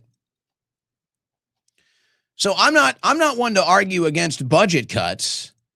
The problem is with this administration, this isn't a budget cut. I don't want to hear it's a budget cut. The Trump administration is spending more money than any administration ever. Donald Trump, when it's all said and done, is going to be responsible for about 25%, if not more, of the federal budget. Donald Trump, when it's all said and done, is going to be responsible for about 25% or more of the printed cash in currency. So don't tell me about budget. This isn't about budget. Trump is not cutting into the budget. Trump is not doing huge work for the deficit. That's all BS. So don't tell me this is about the administration cutting budget and costs. They're increasing the budget. So that logic just doesn't add up. So now I have to reach my other conclusion, which is kind of a dark conclusion. But what am I to do? And now it looks like they're just cutting this stuff because they want to get away with stuff and hope nobody notices it. Now it looks like Trump, and they say, oh, national security, national security. It's like now it looks like Trump is cutting stuff that would hurt our national security. Like getting us in bed with Israel. That hurts our national security. Cutting all of these different monitoring systems for screwworms and weather and all this. This hurts our national security. So don't tell me it's about a budget. Don't tell me it's about national security. That just doesn't add up here. And now it's to the point where I'm suspicious that you're intentionally shutting stuff down to open up different gates and windows and cracks and crevices for crooks and criminals and globalists and spies to crawl into and start destroying our country again. Can't help but wonder. Can't help. That's kind of how it feels. So what about this? Attorney General Ken Paxton launches industry-wide investigation into protein powder manufacturers to protect Texans from heavy metals, including lead and cadmium, found in popular protein powders. Now, it gets into this. If you're big into, the weightlifting community, protein powders, you've heard about this for a while. And it's well known that California has the highest levels of testing. That's why a lot of the big supplement companies that have the highest ratings go through that California standard, because California does have the highest standard. And three products also exceeded Consumer Reports' level of concern for cadmium and inorganic arsenic. In a separate study, the Clean Label Project tested 160 protein powder products and found that 47% exceeded California Proposition 65 limits for toxic heavy metals in a single serving. And I saw that, and I said, do I need to do a protein powder now too? There's so many. I don't want to do a protein powder. There's so many out there. I don't think it's necessary. The energy drink was necessary because there was nothing else like it on the market. But there's so many protein powders out there. I don't think it's necessary. But I don't know after seeing that. Well, now you know. But Paxton is putting in serious work ahead of the midterms. Serious Maha points ahead of the midterms for sure. Senior U.S. officials eye government shares in AI giants. An agreement to give the U.S. government equity stakes in AI companies could have seismic consequences. Yeah, I think this is more signs that they don't have the money. I think they called the White House. They said, here's your agenda. Here's what you need us to do. Mr. President, we don't have the cash. Mr. President, you need us to do this stuff for the AI surveillance state data centers. Mr. President, we're broke. We don't have the cash. We need the money. And then we saw what happened with Intel. Some of the other companies the administration claimed to be teaming up with. Now it's OpenAI, Anthropic, Microsoft. This is building up, folks. This is building up to a midterm issue. And with every step the administration takes, they're giving Democrats ammo to fire at them in the midterms. It is interesting with Anthropic in there calling for the pause on AI. Picked up a little bit over the weekend, by the way. That story got picked up a little bit. Still not the national attention it deserves. But that to me is these companies, folks, they don't have the liquid. They don't have the equity. They don't have the capital. They're begging Trump to bail them out. That's what it tells me. By the way, speaking of the stock market, where are we at today? Looked like it was up a bit. Might have calmed down late afternoon. Yeah, you might want to think about those companies. Well, one of them, Microsoft, is public. The other aren't. Yeah, you keep an eye on this stuff. Here are the 8 worst days in the history of the NASDAQ. Now, in fairness, this only shows the worst days, not the best days. So the best days could also reach a similar indication here. But the worst days, all 8, are all from Trump.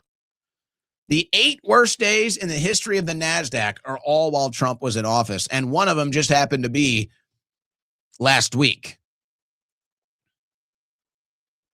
But they've all been under Trump. So they're doing it, guys. They're doing it in Los Angeles. Nithya Raman narrowly leads Spencer Pratt in race for second spot in Los Angeles mayor's race. Look, this is unfortunate for the city of Los Angeles. Looks like Karen Bass is going to win. And she already came out. You know, if Raman had any integrity, and she should do this, and I'd like to think she has the integrity, but she'll probably play along with the game because I think she's in on it with Bass now. Raman should come out and say, I already conceded the race. I already conceded the race on election night. Stop counting. He won. I'm out. If she had any integrity, that's what she would do. But I don't anticipate that. I anticipate she's now working with Bass because Bass came out after the news today, and she is now calling Nithya Raman her opponent in the general. So she's now not even counting Spencer Pratt. She's now counting Raman. And just like they do every time, once Raman got the lead, they called the race.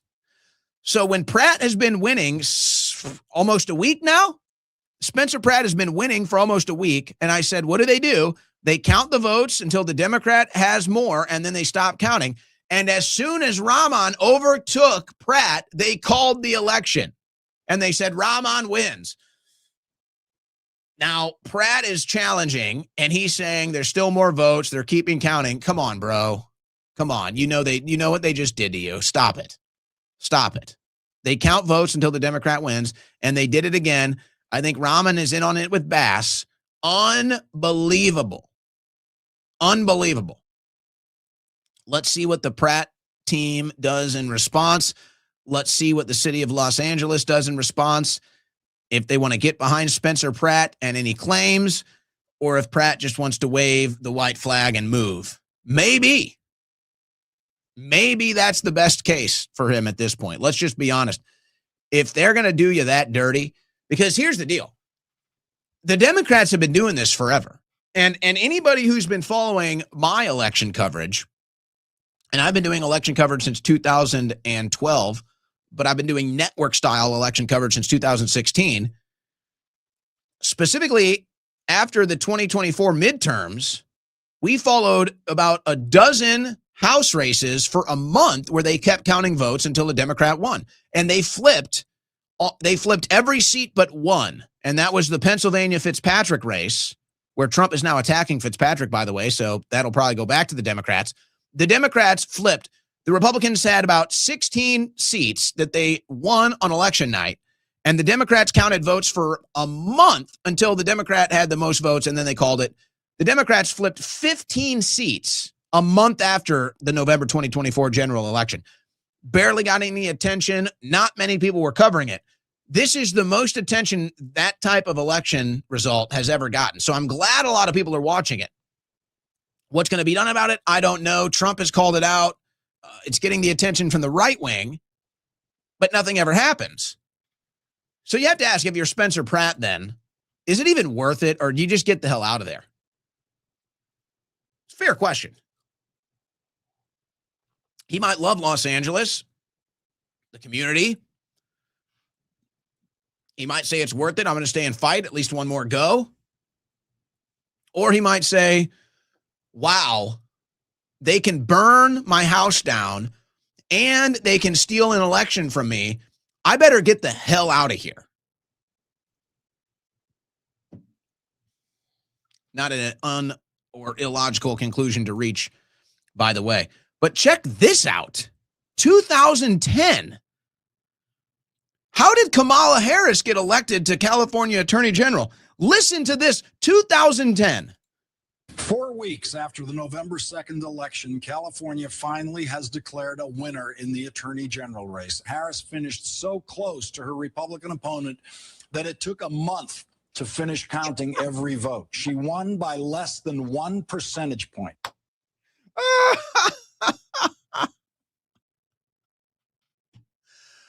Did you guys hear that? Pretty amazing stuff. That was 2010. Kamala Harris, Attorney General race, counting votes for weeks until she won. You're listening to the Owen Report on the Win Network. All right, guys, you just heard about that story in Texas where they are screening all of these different protein supplement powders to see if they have heavy metals and other toxins in them. They also launched one. We covered this when it came to energy drinks and all the different stuff in energy drinks. Well, the truth is, look, you're drinking these energy drinks. Generally speaking, most of them are unhealthy. But, you know, you drink one a week or maybe one a month, probably not going to be a big deal. The problem is people are drinking it every day. People are trying to get their caffeine hit in an energy drink every single day. It's when you drink that toxic stuff 5-6 times a week, that's when it's doing the damage. That's when you're doing real harm to your body. And that was me. I was somebody doing 200 milligrams in an energy drink every day, mixing it with my nootropics before I go on air. That's kind of how I get into the right zone to do a show. And I said, hold on a second. I've been doing this for years. I know this stuff is bad for me. How long am I going to do this? I need to stop right now. And that's why I formulated Crash Out Energy. Yes, me. I formulated it for this specific reason. You want to drink an energy drink every day, but you don't want it to be unhealthy. You want to get 200 milligrams of caffeine every day, but you don't want all the other toxic stuff. That's where Crash Out Energy comes into play. All of the good stuff and more. The nootropics for mental energy, mental focus, not to mention the caffeine for the pure energy. It's all in there. Natural derived caffeine, natural derived flavor, stuff that's good for your heart, good for your brain, all of it, and the energy. Crashout.energy right now. Avoid the toxic energy drinks and go to crashout.energy.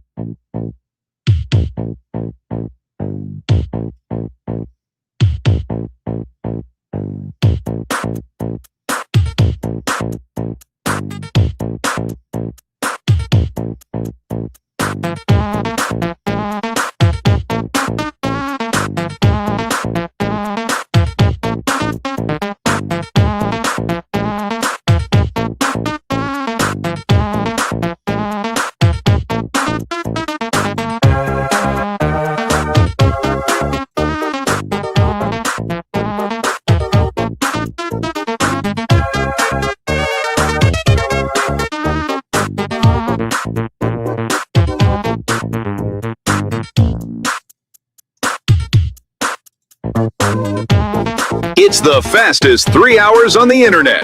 It's the Owen Report with Owen Schroyer.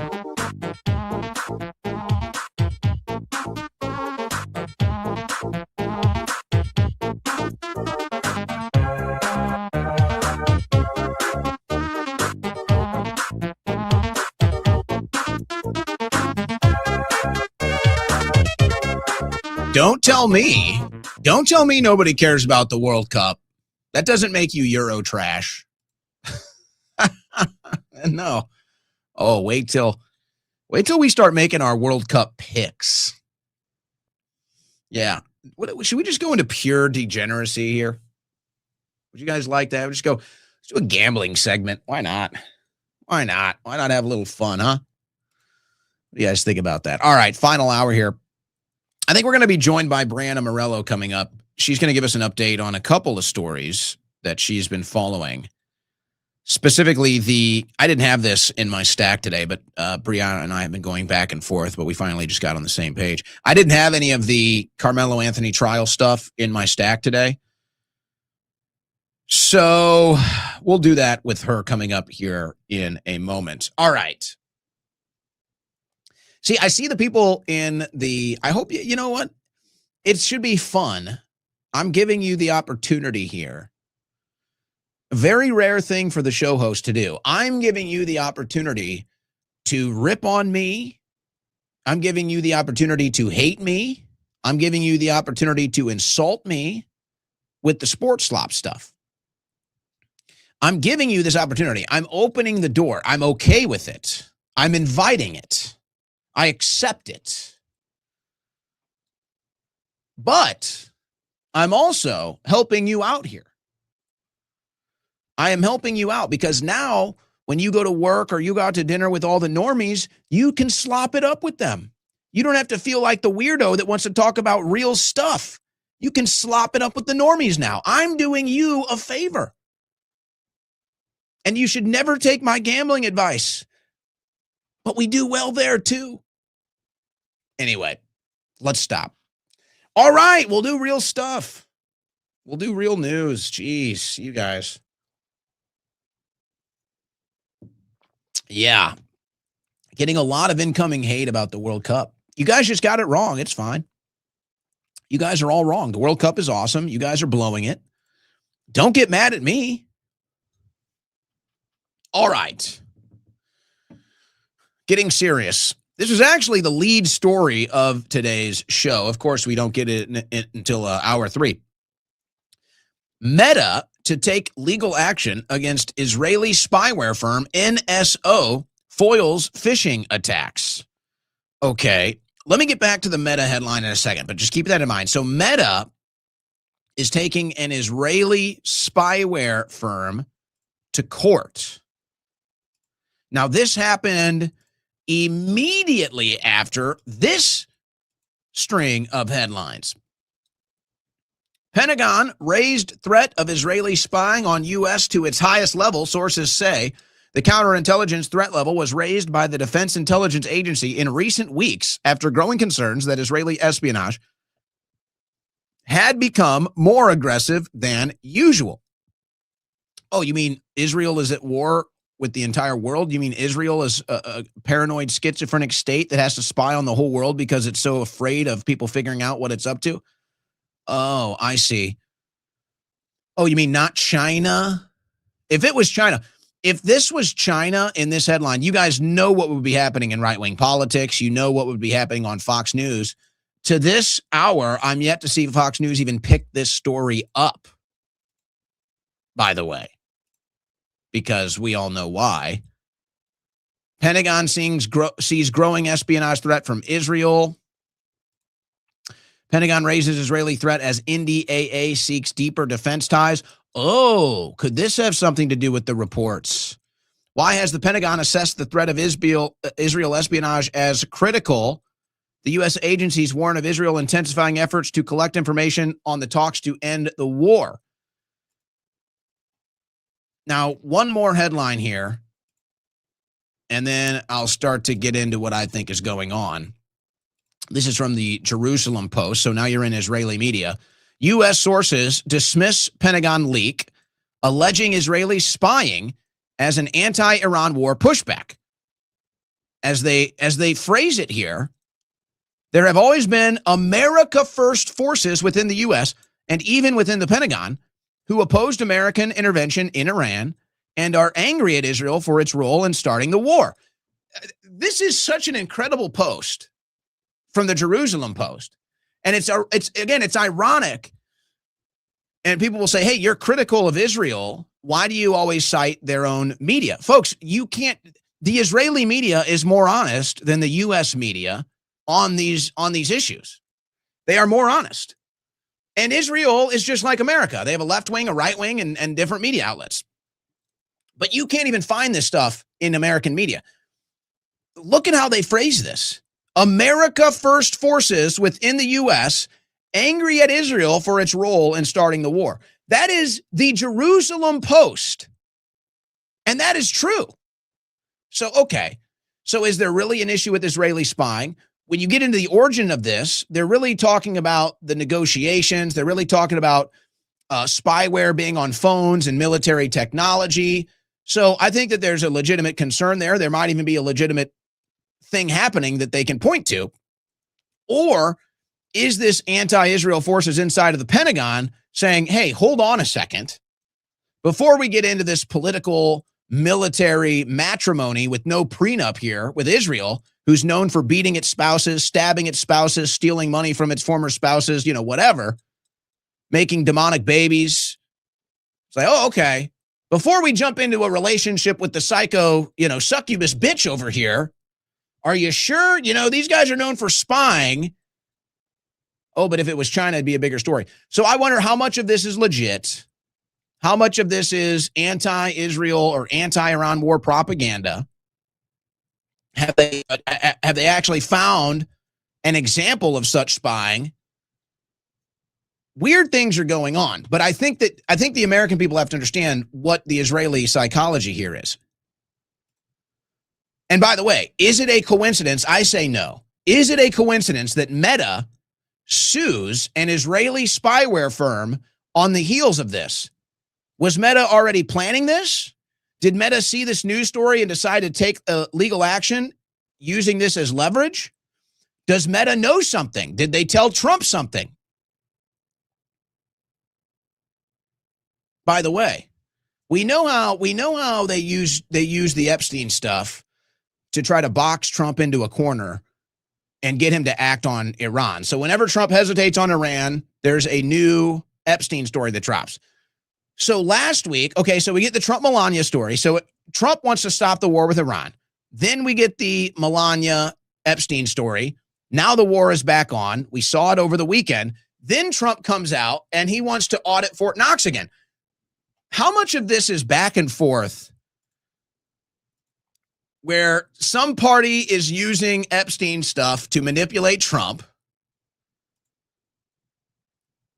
and then Trump is using the Fort Knox audit to threaten whoever's threatening him? He's like, hey, I'll tell everyone you stole the gold.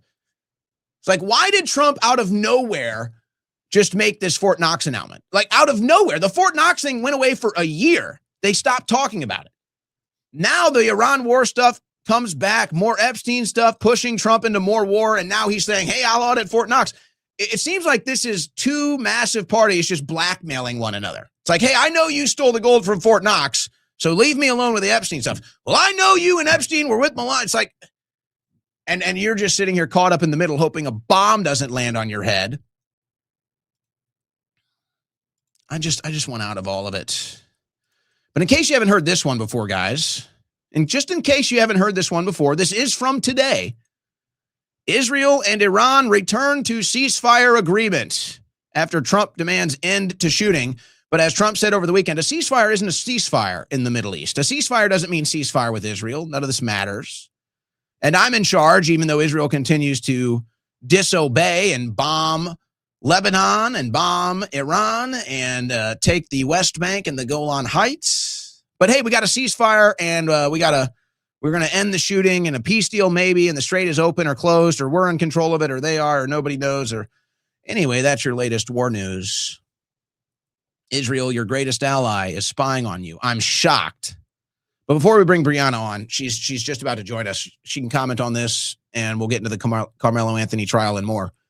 You have to understand the psychology here, folks. You are dealing with, and it's not just Israel, it's all the elites. You're dealing with paranoid schizophrenics that have done such evil deeds, such dastardly deeds, such high crimes and treason that they exist in a state of paranoid schizophrenia, and that's why they want an AI surveillance state. They're so scared that you're going to find out what they did. They're so scared that many people might find out what they did. They might start a revolution. Oh, God forbid that dirty word. They might organize. They might start a political group. They might find ways to save their country. So the paranoid schizophrenic elite that go to private islands and do God knows what, they need this AI surveillance state because they live in this heightened state of fear. But if they can have a total spy state and monitor all of us 24/7, then maybe they can continue to get away with their high crimes, treasons, and rape and everything else, and at least feel a little more comfortable as they do it, knowing that they run the AI surveillance state. All right, we do have more geopolitical news coming up. We got Albania, China, Mexico, and more in the stack. I want to go to Brianna Morello now. You've been everywhere lately, but you've been covering the Carmelo Anthony trial. We can get to that. You said you sent me a message. You said you wanted to comment on the last story I was covering. Yeah, so you were just talking about the Pentagon and the latest update regarding Israel. I actually reached out to the Pentagon for comment on that because I do have credentials to cover the Pentagon still. And the Pentagon told me that they cannot provide me with comment, which is quite strange because normally if a story is flat out false, they would just tell me that. So there could possibly be a lot of truth there. Did you happen to see, I don't know who it was, but they were claiming, I mean, I did show the Politico story, but I guess it's kind of the Trump associate MAGA that is claiming that the entire thing is fake. Have you seen this? I have not seen it, no, but I definitely wanted to reach out because I wanted to see and vet it for myself because I had a feeling there was going to be some type of rebuttal in that. So that would check. Okay. Yeah, they're basically denying it, saying, of course, well, to nobody's surprise. I think I wouldn't be surprised if Israel was spying and that this also wasn't an anti-Israel faction inside of the Pentagon driving these things. I think these two things can both be true. Yeah. No, I think it's possible that they both are, and I think it's quite interesting that there hasn't really been much in the way of pushback coming out in regards to all of this. Now, I was watching the post come up on Truth Social of President Trump earlier today, and although he's talking about a ceasefire, it's quite laughable because he's had this conversation multiple times, claiming there were ceasefires being put into place, and both sides have violated it repeatedly. I think the president is now openly becoming frustrated with Israel in regards to Lebanon as well. I mean, this was the first time we saw him come out and just flat out speak out against what Israel has been doing in Lebanon. And that was actually pushed initially by CNBC when they asked him about what his thoughts were behind Israel and the attacks in Lebanon. And he said, I haven't really spoken to them on this, but I will get answers. And then how quickly he did have that conversation, and it didn't really go well for Israel. So I think he's starting to be more outspoken against Israel and be more critical of them. And I think it's going to be interesting as we see this all develop, because he wants out of Iran. I think he's upset because he knows that they led him down the wrong path.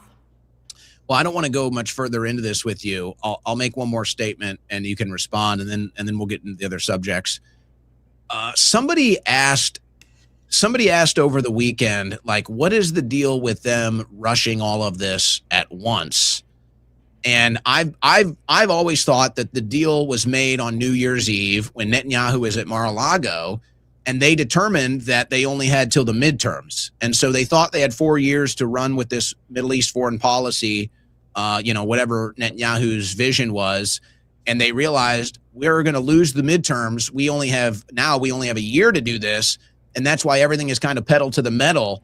And maybe Trump is getting frustrated at the negative feedback from it, but he already made the deal with Netanyahu. Do you think that's why they're trying to shove all of this down our throats right now, despite it being unpopular, or why do you think this is happening? Well, I don't think the president even knows that this is unpopular. When he talks about this, he thinks that the vast majority of Americans actually support his efforts in Iran. You really believe that? I think they've got him in a pretty isolated bubble. I don't think he has really much in the way of outside resources coming in and talking to him. And also keep in mind, his own family has, in my opinion, sold this out to Israel as well. I mean, we know, obviously, Jared Kushner is no secret there, but there was investments that were made prior to the strikes in Iran by Eric Trump himself. He made kind of a big investment in an Israeli drone company.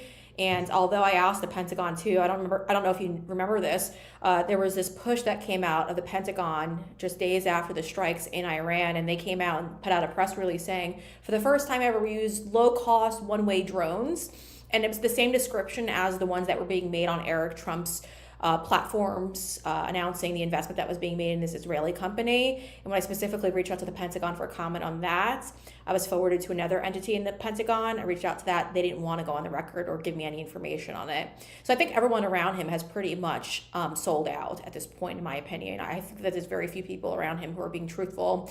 I also know that the pollsters are slanting their polls. They're getting sponsored, and some, according to my sources, say that, yeah, they are slanting their polls to be more favorable to whatever cause that it's desired by the people who are around President Trump. So I don't think he really has much of a way of getting his finger on the pulse. We know he doesn't even use Twitter either. So I don't think that there's much around him to be truthful that's going to tell him the real reality of what's going on behind the scenes. I am going to get more into the Albania situation later, which is a pretty wild situation. The other follow-up I have here is I think that there's like this shield of armor around Trump, or he at least believes this shield exists, because the fake news media, because the lying Democrats, however he would phrase it, from the first term acted the way that they did.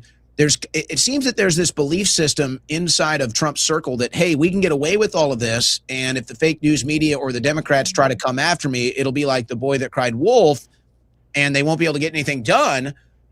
I look at that as an extreme mismeasurement. You just brought up the Trump trades. That's like one angle. To me, if the Democrats win in the midterms, this isn't going to be like 2018 impeachment fraud. They're going to have real juicy stuff. Now, I'm not sitting here making any claims or any bets about, whether they're going to be successful, but it's not totally illegitimate. They're not going to be bringing stuff forward with investigations for the oversight committee or even for a potential impeachment that's illegitimate, they have real stuff that they can bring forward and investigate and say, this is maybe serious stuff. And it won't be like the Republicans that let the Bidens off the hook, by the way. Well, Owen, why do you think they still haven't gone after the AutoPen stuff? I mean, there was a criminal referral made by James Comer, and we haven't seen any movement on that. Now, the reason why I bring that up is because I believe it's a bargaining chip. If you don't go after our guys, we won't go after your guys. And I think that's probably the reality behind all of this right now, is they just see that they get away with this for now. I mean, it's just, to me, it's so gut-wrenching, right? Because I can speak for myself. I was really on board. I really thought we were going to save this country. I really thought we were going to arrest some key people who've tried going after Americans, lawfare that unraveled over those last 4 years in the Biden regime. Unfortunately, though, we've seen no movement on that. One must wonder why that's the case. I know the president was an advocate behind closed doors for arresting a lot of these people and putting them in prison. Something must have stopped that. Something must have happened. I don't know what that something is, but something must have happened that changed his views on all of this, because he's not taking an aggressive approach. You see him being very aggressive with Thomas Massie, MTG, Lauren Boebert.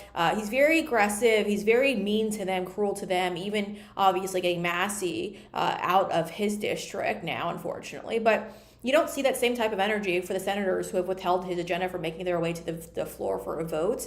He's not personally calling people out for the Save America Act. He instead is just saying, pass it. I'm telling everyone in the Senate to pass it, but he won't call them out by name. Why is that? Yeah, and it has failed again, by the way. Brianna Morello is our guest at Brianna Morello on X to follow all of her great work. Yeah, we could go a couple different directions here, Brianna. You know, I've been doing a lot of sports slop today. They're also formerly of the sports media. I guess, you know, the Metcalf Carmelo Anthony story kind of falls into that realm. It did happen at a track meet. All right, you sent me a message earlier. I took a little offense to it, I will tell you. I didn't really like. Well, you know, you're guilty of something that a lot of people do. But if you want to get into the details before I express before I bring my grievances to the air here, to me, following the events from Friday, which Friday was kind of like the big day for the prosecution. Friday was the day where they pretty much, I think, closed the case. The defense today has not been convincing from what I've seen. It looks like this is going one direction, Brianna. Anthony's going to be found guilty, probably get a long sentence. Where do you see things going right now? And then if you want to bring up what I said last week, you can go there. Okay, well, I'll be nice. I'll be kind. But let's start off with... No, don't do that. No, that's not fun. People are going to tune out. Be mean. All right, let's roast him. No, today we hit day 4 of the testimony that was taking place, and it was quite strange because I've never seen a high-profile murder trial like this kind of wrap up as quickly as it has. But the prosecution brought a lot of key witnesses onto the stand. We saw, I believe it was 22 witnesses that they brought forward. It took them about 2.5 days to do just that. The judge in this case required that they work on a Saturday as well. So there was testimony heard on Saturday. So the prosecution wrapped up on Saturday midday, and that's when the defense stepped in and brought forward their witnesses. And honestly, I think we've seen less than a dozen of their witnesses. I think it's closer to probably about 7 or 8. And not a single witness put a little dagger in any of this. It was very, very just awful. The prosecution immediately would jump on and during cross-examination would go after these so-called witnesses and quickly discredit everything that they've said. And I think, you know, you and I are going to bring this discussion too, is the race issue here. I'm outside of the courthouse. I'm seeing what's going on. There's a small group of individuals who I would clarify as just being deranged individuals. I think they are a small minority within a minority, and they're out there and they're trying to get their sound bites in because I think it's an intimidation factor for them. They're trying to intimidate the jury. The jury, by the way, is the media will lie to you and tell you that there's no black jurors on board. Obviously, there's no black jurors, but there's minorities on board. They've got 5 minorities sitting on that jury right now, 3 Asians, 1 Muslim woman wearing a hijab, and you have a Hispanic individual also on the jury. So you're almost at 50%, but they don't want to tell you that. They also don't want to tell you that the facts are that his teammates, Austin Metcalf's teammates, they are a group of individuals, very diverse. You've got white individuals and you've also got black individuals who took the stand. On Friday, the day you were just talking about, we heard from 6 of his teammates. Out of the 6, 4 of them were black. They all were defending Austin. A lot of them did call it murder. A lot of them did say it was lethal force against non-lethal force. They all had the same opinion when it came to was it justifiable. They all said no. They all were defending Austin Metcalf, who obviously cannot defend himself because he was brutally murdered in all of this. And so when we talk about race, we can talk about how the suspect, who, again, he's saying, yes, he did it, but he's saying that he did it in self-defense, how he didn't make any claims. And yes, obviously, he is black, and obviously the victim here is white. But I honestly think, after listening to the testimony, I think this individual, Carmelo Anthony, was just looking for anyone that day. He was intentionally taunting those who were there under the tent, which obviously, Owen, I played sports, you played sports. We know that whether it's baseball, you don't go into the other team's dugout. It's not a thing. The defense tried to pretend like it was a thing, that this does happen. They tried putting people on the stand to say that. It's not a thing. Everyone knows it's not a thing. He was asking. And just to be clear, Anthony he's not even on the track team. It was quite confusing. I don't even know if they argued that portion of it. He was not, they kept saying that the opponent's angle to all of it. So I honestly don't even know 100%, because I know there's people out there saying that he was suspended. It was never brought up according to the transcripts I read. So I don't honestly, I can't say 100%. They were pretty much. It was confusing. It seemed to me like maybe the argument was he was on the team, he wasn't active. It's like you're saying, he was in a suspended status, or maybe he wasn't in the events that day.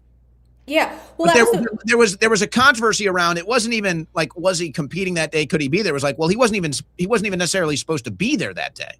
Well, the defense was trying to argue that he could be there that day, that you could be in the opposition's tent, and that's something that's not abnormal. That's something that is practice in sports. And they actually did have some coach who testified and tried to say, yeah, I mean, it's not like it's like not allowed. But again, it was just very they weren't trying to dive into the details. And the prosecution, I didn't see in any of the transcripts that were released so far them dive into it. Now, I wasn't allowed in the courtroom because there was a very limited amount of people who were allowed in the courtroom. Unfortunately, I wasn't one of those individuals. It was like Daily Mail, CBS, and a bunch of local news affiliations who were allowed in there. And then to get into the courtroom, it was a limited amount, about 17 people, and people were waiting at 6 a.m. to get in there, and you weren't allowed to use your phone, so it's not productive for an actual journalist to get into that round. So I'm reading based off transcripts and notes that are being sent over to me, and I haven't seen that specifically be addressed. And, you know, the team itself, the defense team itself, wasn't even really arguing that, Owen. They were just pretty much trying to say that he had a right to be there. And he was told 15 times to leave. We know that. There was the testimony that was given that said just that. And we also know that he was provoking them, because several individuals testified that he was provoking Austin Metcalf and Hunter and others that were nearby, and called them all, I'll just curse right here, said, you know, y'all a bunch of pussies. And that's exactly what was said during the testimony. He went on to calling them all like out and saying, you know, you're not going to do nothing to me. And, you know, Austin didn't think much of it either. It's important to know that one of the individuals who was close and listening in on all of this said that while Carmelo Anthony was reaching into his book bag, and he had pushed him, Austin had pushed him. Now, there's a bit of a dispute as to how hard of a push it was. Several individuals said it was a light push. One individual sitting next to Carmelo said that like it was such a light push that he didn't even get pushed into him. But there was apparently some type of push. In that moment, I guess he's pulling out of his book bag the knife, the 5-inch knife, and that's when he plunged it into his chest. There's a bit of a back and forth there, though. I know the defense was trying to, as weak as it is, try to say that there was a possibility that Austin might have actually fallen in on the knife, but the medical examiner said there's absolutely no way. The amount of force that had to be done to do just that, because he did exactly, he hit and broke one of the I guess strongest pieces of bone. Is the center bone, is how it was described in the transcript, and he also did penetrate his heart on the right side. He went through both walls of his heart, and there was no way for him to survive this at all, was what the medical examiner said. So this is not just a fall, as they were trying to make it seem. There was really no defense in any of this. So I just want to keep driving home the point that the individuals who were in the court, who were advocating for Austin because he couldn't be there, were both black and white teammates. Not a single person that made it to the stand honestly did any job, any type of efforts to help out Carmelo Anthony. They may have tried when being questioned by the defense attorneys, but as soon as the prosecution went up there, they got slaughtered. Yeah, so it sounds like the defense has... They've already accepted that this is going to be, he stabbed him to death. There's no denying he stabbed him to death. They're going to try to present the case that it was self-defense. And then, you know, as far as the framework around that, you know, was he allowed to be there? Did he fall? All this stuff. It sounds like this isn't going to hold up. The race angle probably doesn't hold up in the courtroom since Metcalf's, you know, black teammates were there. So obviously what happens in the courtroom and outside are two completely different things. My conclusion based off of what I've heard in the testimony, or I guess, what I've read rather, is I've got a pretty good experience with this stuff. I was in youth development when I was 20, 21 years old. I worked at an inner city school. And what I hear is, Austin, you framed it as he was, rather Carmelo, excuse me. You phrased it as he was looking for trouble that day. Maybe that's one way to put it. I've just seen this so many times where, a young guy will be in a situation where he feels like he has something to prove. He feels like he has the tough guy status to prove. Dare I even say his gangster status. I don't know too much about the local culture there in that community, but I think we know how this, gangsterism, gangster rap kind of influences young men. And it seems like that's what this was. This was a moment where he felt he had to prove his worth. Oh, you doubt I have a knife? I'll show you my knife. And you know what? I'll go ahead and kill you with it too. And then, of course, he admitted that to police. And now they just have to argue self-defense, which doesn't look like it's holding up in court. So, of course, the race angle gets thrown into this. And this is where I guess you took an issue to something I said last week. Yeah, I think you're leaning more that this is going to start riots potentially if he's found not guilty. Is that correct? Or he's found guilty? No, I never said that. All right. Well, then detail it exactly what you said, because it sounded like you were more of the black pillar in all of this.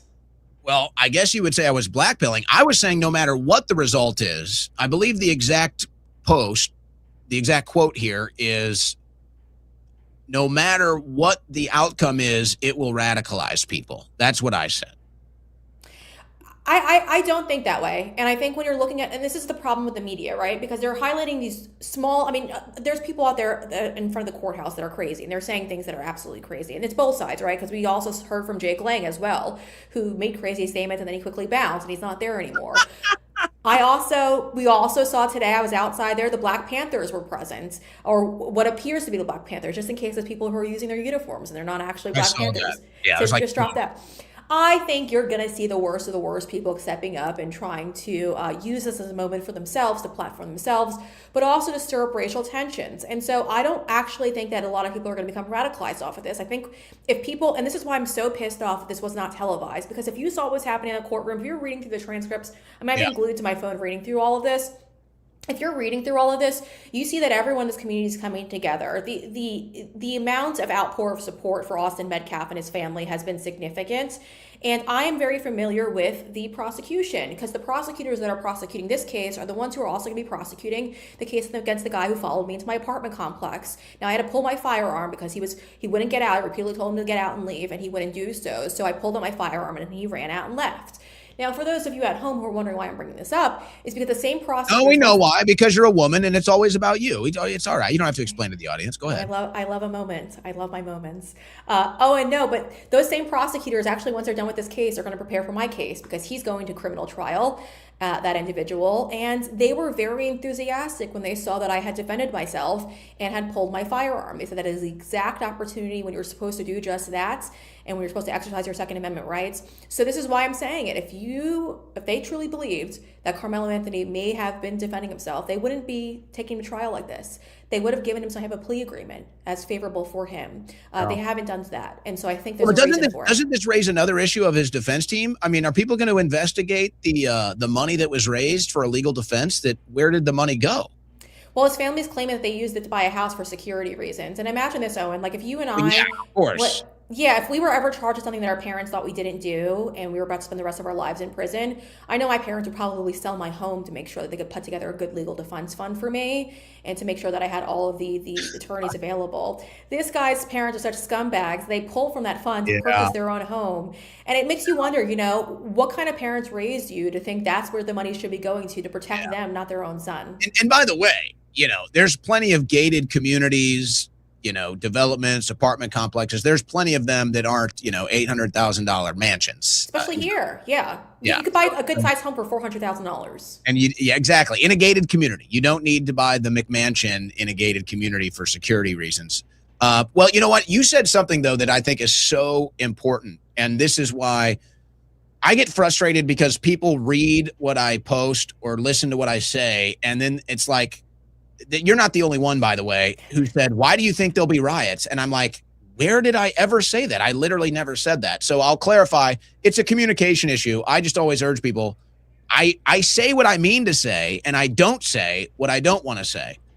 What I'm trying to express here is that I think it could be a local issue. Radicalization is going to happen no matter what from the result, because you're going to see the whatever's remaining of the Black Lives Matter types. You're already seeing them. They're going to blame this on racism no matter what. And then if Carmelo did walk, white people would become radicalized, but I don't think that's going to happen. I think the local community could have an issue. I'm not saying there's going to be a rise of BLM or anything like that, or nationwide riots.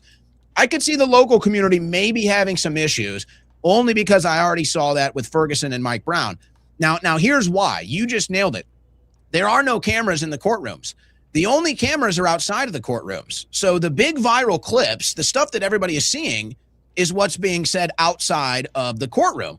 And so there becomes this disconnect between the reality in the courtroom and the opinions outside of the courtroom, which go beyond just the actual land outside of the courtroom. They happen on social media now.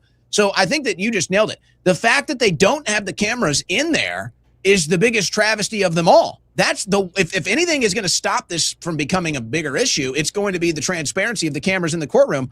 I don't get it, Brianna. I don't understand why they wouldn't allow this to be public, knowing how much interest there is and how the circulation of false reporting is happening outside.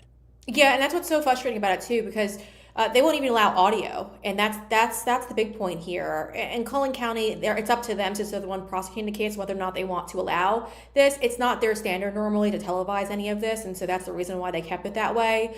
But I would say, based on public interest, that this should have been televised. We should have been allowed to bring cameras in, and we should have been able to have a large media pool in there. I don't trust the media, but I also think that when we don't allow an overflow room, which again, we do in like other cases here in Cullen County, when it was local, when they were building up Epic, there was an overflow room where other people were allowed to go into in case you couldn't make it into the main courtroom. And I know because a couple of my friends got shuffled into there. So we do it for other things, but for a criminal trial, I reached out, I tried, they wouldn't let us do it. So that was really unfortunate. But at the end of the day, it's up for the people in this country right now to wake up and start sharing the right information. You know, I saw a Fox reporter and I called her out for it. She's outside the courtroom. She can't get in either because she's not credentialed. So she's got her little setup, her tent, her security team, and she's in her van. And she posted on Twitter what she felt were the highlights of day 3 of testimony. And I listened to her sound bites when she was on air for day 2, and she keeps citing there's no black jurors. And then she moves on, and she just says that. She just stops. And I'm like, you are intentionally now feeding the race bait garbage when you continue to bring that up. We're way past jury selection. And then when she gave her highlights as to what the most important parts were of day 3, she missed the most important part. The most important part was the final witness, who was put on the stand by the defense and who openly, when the prosecution asked, who do you think was wrong, said Carmelo Anthony was wrong. And then went on to say, yes, Carmelo Anthony was the one who provoked Austin Metcalf to be pushing him. So she missed those key elements. And I have to think it's intentional at this point, that she just wants possibly, I mean, she claimed, because I confronted her, she claims it wasn't intentional, that it happened after she had posted a tweet online and that she had then added it later on in her report. I didn't see it, but then I saw that her report later on today also included it. But they're missing key elements to all of this, and it's not just her too, it's local reports. I'm seeing that they're missing it. They're missing the key parts in all of this. The key parts are both sides agree that Carmelo Anthony was the aggressor. I mean, the witnesses that were pulled up by the defense, 3 of them did horrific on the stand today. Even one police officer, they asked him one question that really didn't go well. They pulled him off the stand. It was almost as if, and I think this is going to be their intent, that they're intentionally putting up bad witnesses. The legal defense team didn't even make a case. I mean, you and I are talking about self-defense. They rested their case today, and they didn't even argue self-defense. I didn't see anything in there that validated a self-defense argument at all. They didn't bring it up.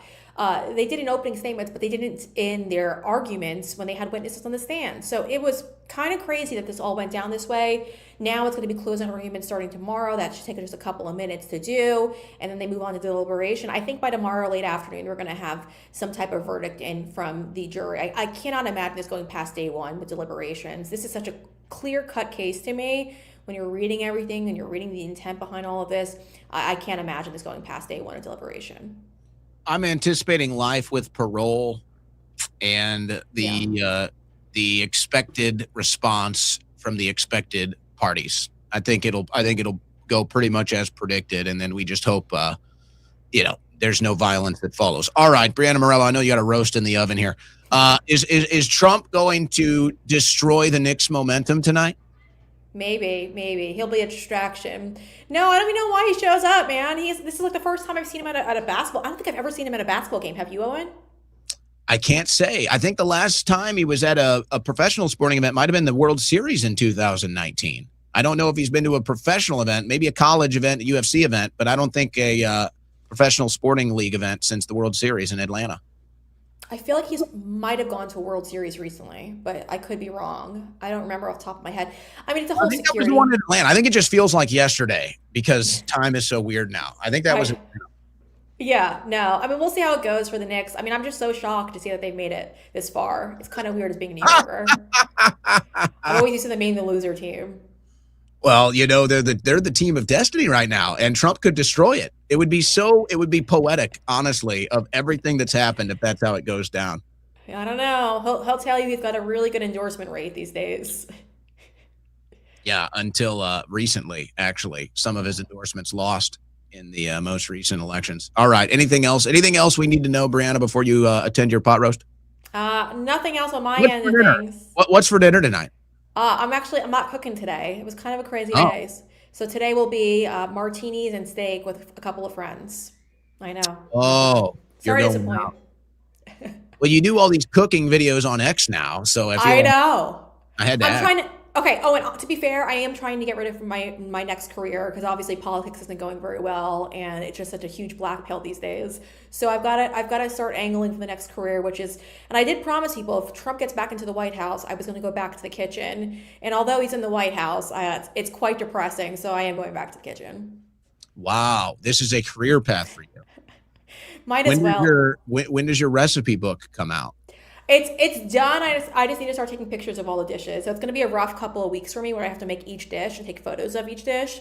So it should be soon. But if you go over to independentnewsroom.com, you can sign up for my free email list. We'll push out the pre-sale through that. So independentnewsroom.com. Wow.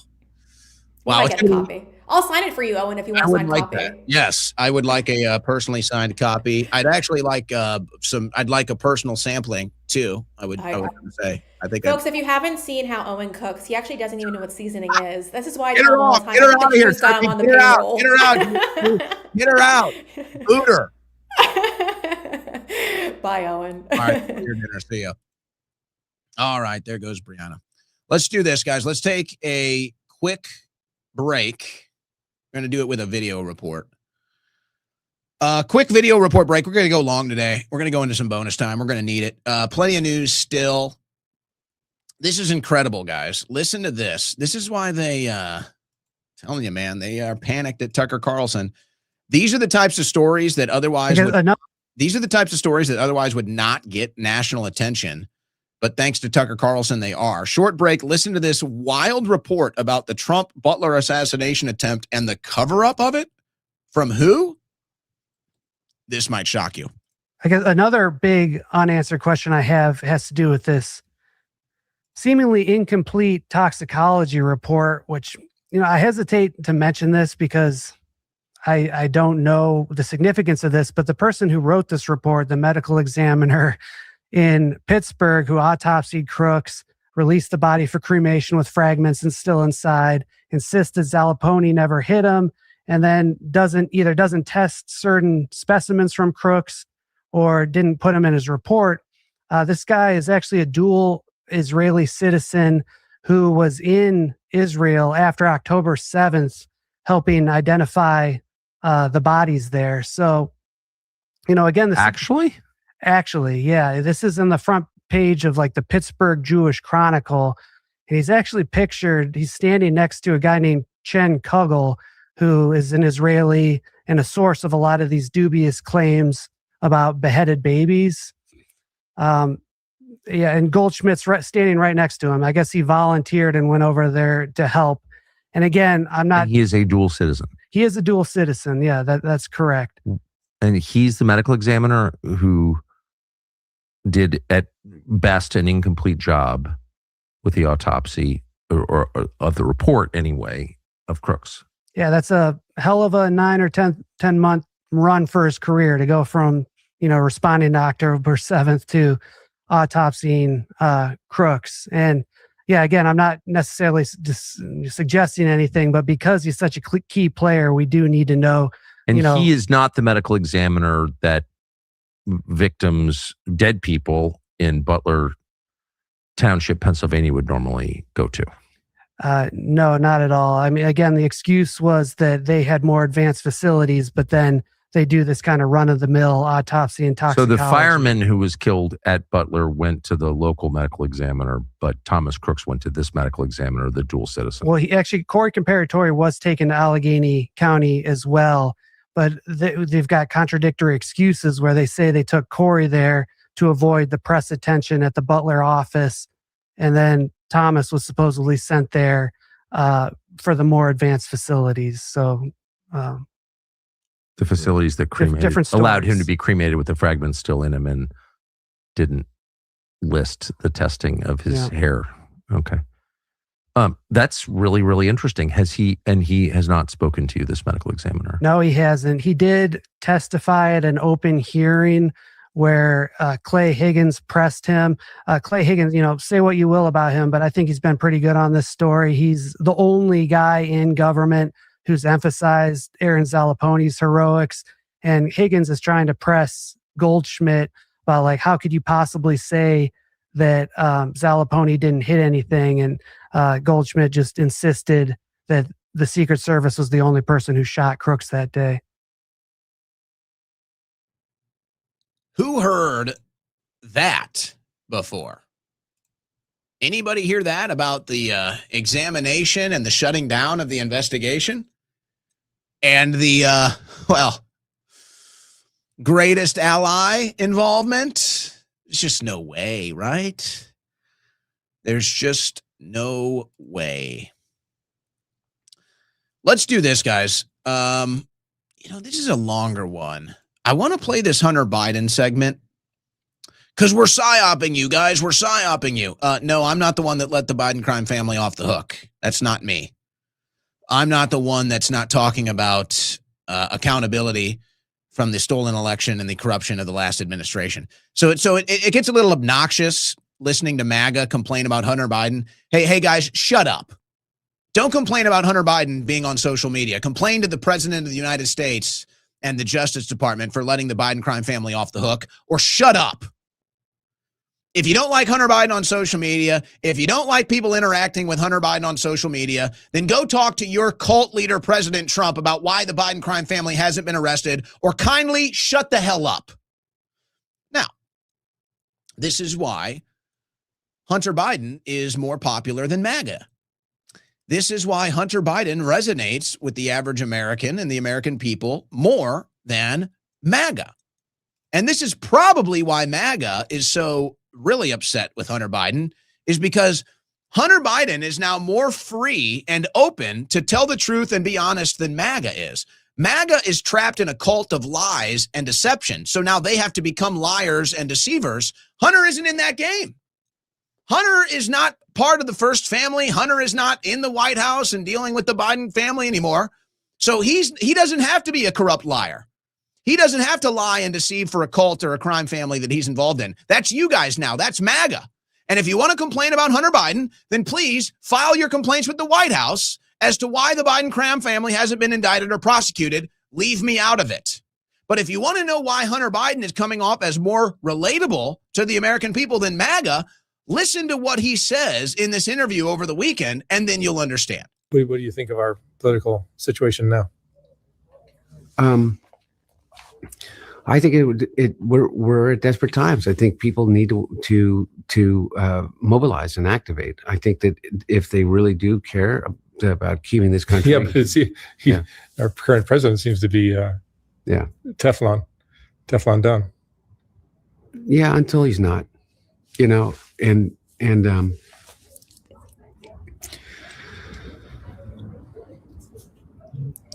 I think that we need to all escape from our algorithms a little bit and show up for each other, and then show up for the thing that we love, the country. I have a I have a hat. It has my American flag hat on it. And the other day I went to put it on, and I thought, should I wear this? Are people going to... By the way, let me pause right here because this part is like the most key part of the whole thing. And this is the type of stuff that is actually resonating with the American people. The rest of the stuff everybody can say, but it's like this is the type of like directional thought, original thought, communication that you're just not getting. And this is why Hunter Biden is more relatable than MAGA is now. Because he can say something like this and it actually resonates and makes sense to people. Not, hey, that war isn't a war. Or, hey, I never promised no new wars. Or, hey, the economy is great. Or, hey, gas prices are down. These are all BS lies. So nobody relates to that. What Hunter Biden says right here, people actually relate to. I have a hat. It has my American flag hat on it. And the other day I went to put it on, and I thought, should I wear this? Are people going to think I'm like, I realized how much they've stolen from us. Pride. You know, they made us, one of the things that he's done is he's like made a mockery of it all. Like they're all corrupt. Everybody in government is ripping each other off. That's why I'm going to steal $10 billion of taxpayer money and pay myself for, you know, the scam IRS thing, or this, you know, this is why I'm going to protect my buddies that are all part of the Epstein thing. Everybody knows it, you know. This is why I'm taking money for pardons, and this is why I'm, you know, building, you know, turning Gaza into a golf course. Like everybody does it. Truth is, I've been around this for my whole life. Nobody does it like this. Nobody. They do things. There's corruption. There's bad people in government. There's people that have done awful things in the name of the United States of America. Nobody like this. Yeah. All right, I don't want to play the whole thing. I think you get the point. And now Hunter Biden has become the canary in the coal mine for MAGA. And don't misinterpret anything I'm saying or not saying here. And, you know, I already preempted this with my statement on her, but I'll do it again because we already know what the response is going to be. I already know what's going to happen. People are going to clip this out. They're going to post this on X. They're going to post this on my Clips account. Oh, Schroyer's for the Biden, Schroyer, Hunter Biden, oh, you know, MAGA traitor, all this stuff. So I already know this is going to happen. So let's just, you know, put this out there for the record. There is no endorsement of Hunter Biden on this broadcast, and they will not be able to find one. Okay? So it doesn't exist. So let's just make this perfectly clear. Here's why Hunter Biden is now the canary in the coal mine for MAGA. If MAGA is going to come after Hunter Biden in this moment, now there's two issues that is in their way. And there's only one person that can get these issues out of the way. And it's not me, it's Trump. It's not you, it's not Candace Owens, Megyn Kelly, any of these people. It's Trump. What are these two things? One, if you're going to complain about Hunter Biden gaining popularity on social media, if you're going to complain about Hunter Biden getting all of these interviews, becoming a viral sensation, the rise, the redemption of Hunter Biden, if you are going to complain about this, please file your complaints at 1600 Pennsylvania Avenue. Please file your complaints with Todd Blanche of the DOJ. Please file your complaints to the Republican-led House Judiciary and House Oversight Committee. If you have any complaints about Hunter Biden gaining popularity on a redemption tour, file your complaints with the White House, with the DOJ, and with the Republican Party. They are the ones that did not indict and prosecute the Biden crime family. Not us. Not Candace Owens, not Owen Schroyer, not Megyn Kelly, not anybody else in between. All the people that MAGA is directing the frustration at, notice it, because it can never go against Trump. Turn around and complain against Trump. You want to complain about Hunter Biden, don't come at us. Turn around and complain at President Trump. turn around and complain at the GOP. Don't complain at us. I'm not the one that can indict the Biden crime family. I'm not the one that produced all the financial records of the Biden crime family, and then nothing happened. That's not me. I don't have the power. I don't have the ability. So if you're upset that Hunter Biden is out there getting popular, complain to the Trump administration, okay? Go ahead and complain to them. But you won't do it, will you? Because you're in a cult and you're cowards. And you would never dare disturb your dear cult leader, Donald Trump. You cowards. So if you have a problem with Hunter Biden not being in jail and getting popular, file your complaints with Donald Trump, cowards. 2. Oh, Hunter Biden. He was engaged in pay for play. Hunter Biden was engaged in corruption with the Biden political family. Oh, he was selling water paints and finger paints. Oh my gosh. He made about $250,000 or so doing such. He was investigated. Now you can complain about that, say it's corrupt, whatever. I'm not here to defend it. But this is why he's the canary in the coal mine. If you're going to complain about Hunter Biden selling hundreds of thousands of dollars worth of finger painting while his dad was president, and you're not going to complain about Eric Trump or Don Jr.'s stock trades and startup investments that have gotten a return of billions of dollars from the Trump administration directly, then shut up. Then shut up.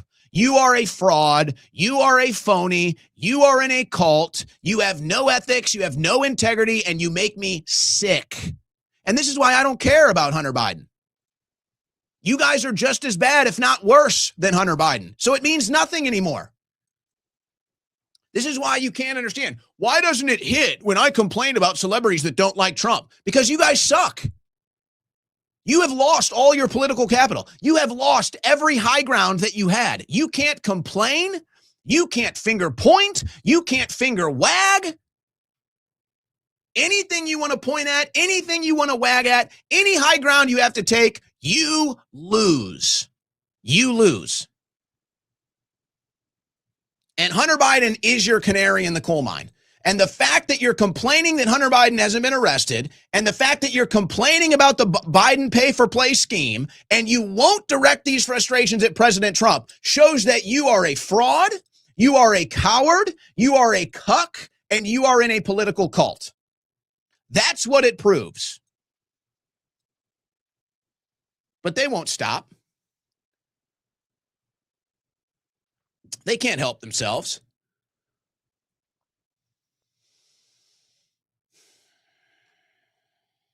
What else do we have today?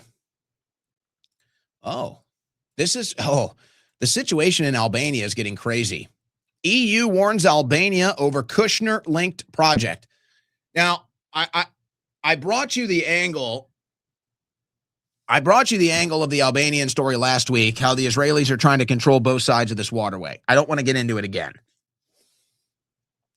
Tell me why you're not hearing anything about this. You're not seeing anything. You're not hearing anything in the national news. Nothing, zero, zilch, nada. Now, remember, they tried to tell you there was huge protests happening in Iran. They didn't exist. And in fact, the only protests that were happening in Iran that got a bunch of people out in the streets were pro-regime. They were anti-America, and they didn't show you any of this. Now you have legitimate protests happening in Albania every day. There's even protests here in America with Albanian Americans, and none of these are AstroTurf. None of these are bought and paid for. None of these are fake. None of these are propaganda. These are all real protests. They're happening every day, and there's zero media coverage. Zero, zilch, nada, because it's all propaganda, folks. It proves completely that all the Iran coverage, protests, total propaganda, 100% propaganda. Now there are true grassroots organic protests happening every day in Albania and Albanian Americans here in the country, and they don't even mention it. And do you know why? Do you really want to know why? I think we all know why. It's the same damn why. It's the same damn why the Pentagon is warning that a foreign country is spying on us. By the way, here is the only coverage I can find. Short CBS clip put together. Thousands took to the streets of Albania's capital this week with a message for their prime minister. Albania is not for sale. They're demanding authorities stop the construction of a $1.4 billion luxury coastal resort backed by Jared Kushner's investment firm, Affinity Partners. It will be basically another city. Protesters went to the site of the proposed development today, which sits on the country's Adriatic coast and wildlife reserve, home to seals, nesting sea turtles, and flocks of flamingos. In a podcast earlier this week, Ivanka Trump discussed how she and her husband stumbled upon the area's untouched beauty while on a friend's boat. We swam to the islands. We went on a hike, barefoot all the way. By the way, this whole story got proven to be totally fake, so this woman just turns out to be a total liar, too. Up to the top, and we were just captivated. Albania's prime minister insists the project will transform tourism and the country's economy. The aim is to make something unique that will be amazing for Albanians, but it will be also a gift of Albania to all of you in Europe. The prime minister says under his watch, this project will move forward. Jurica, Albania's national anti-corruption agency, says it has opened up an investigation into the luxury project. So that's CBS News London. You can't find anything in American media. I couldn't find anything. That was all I could find. You know what's so crazy? And I should have picked up on this last week when we did the coverage of the Israelis trying to take control of the Adriatic Sea, which is what's happening, by the way.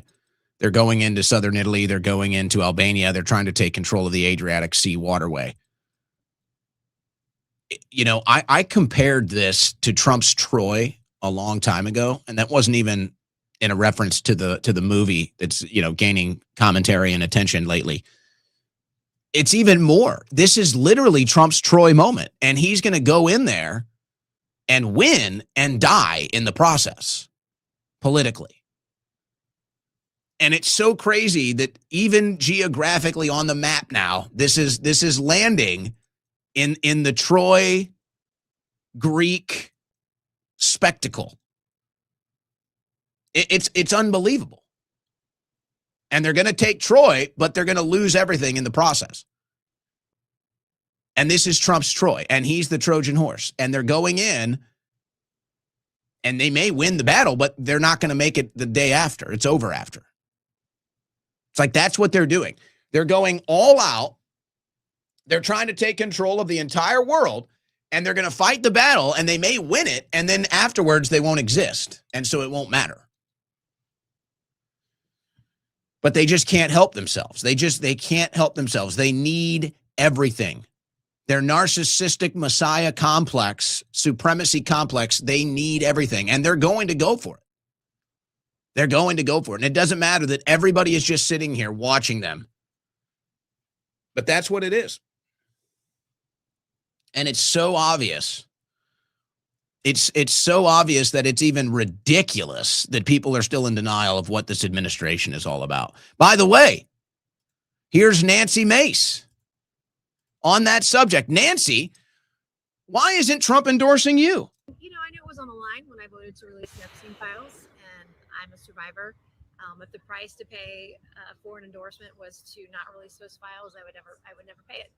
So I knew it was on the line, and I disagree with this endorsement, and I'm going to vote for myself. I'm asking voters in South Carolina to vote for me as well on Tuesday. And I mean, we're crushing it right now, working really hard. You know, I knew it was on the line when I voted.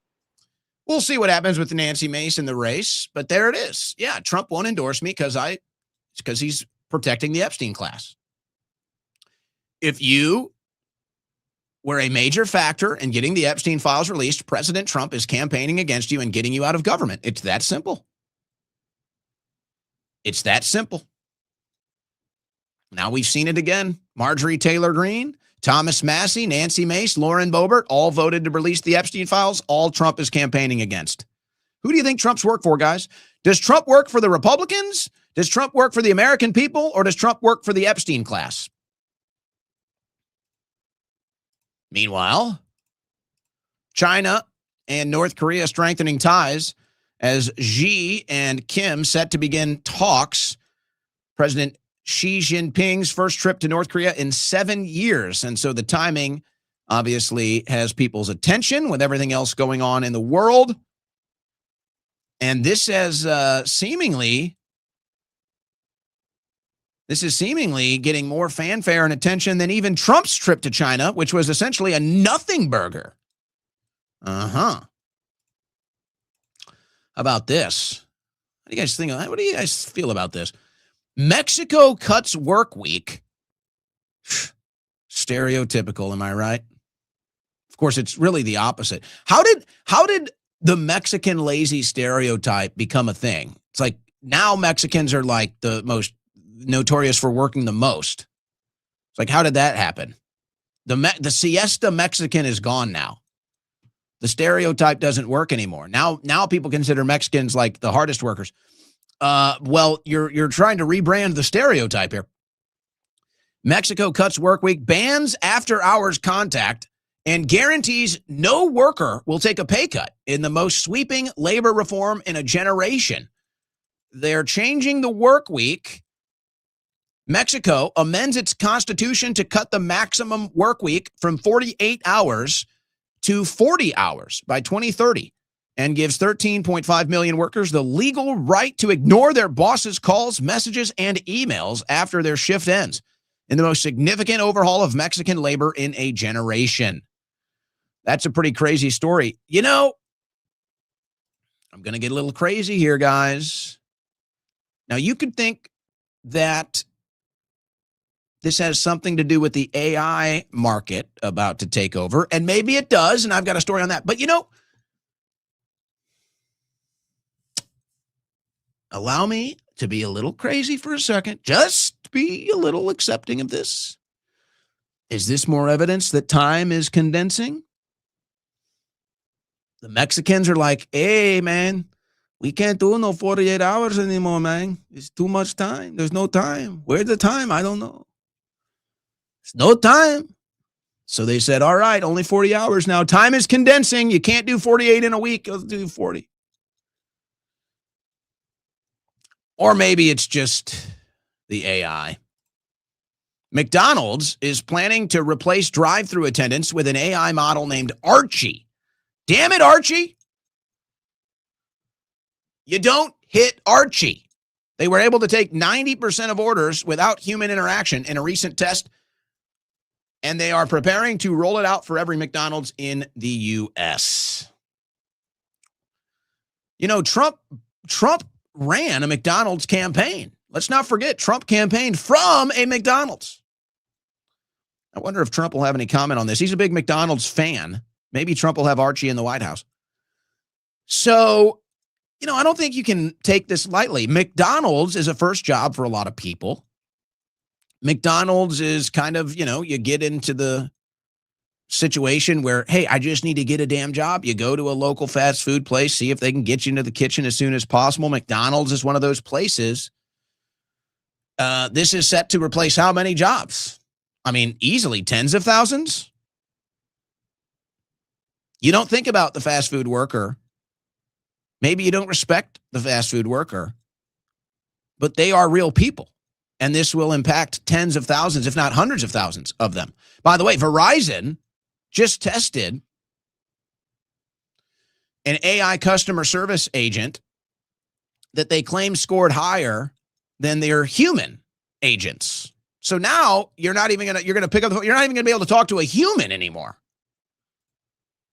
Sounds awful. All right, I teased this, so let's just do it.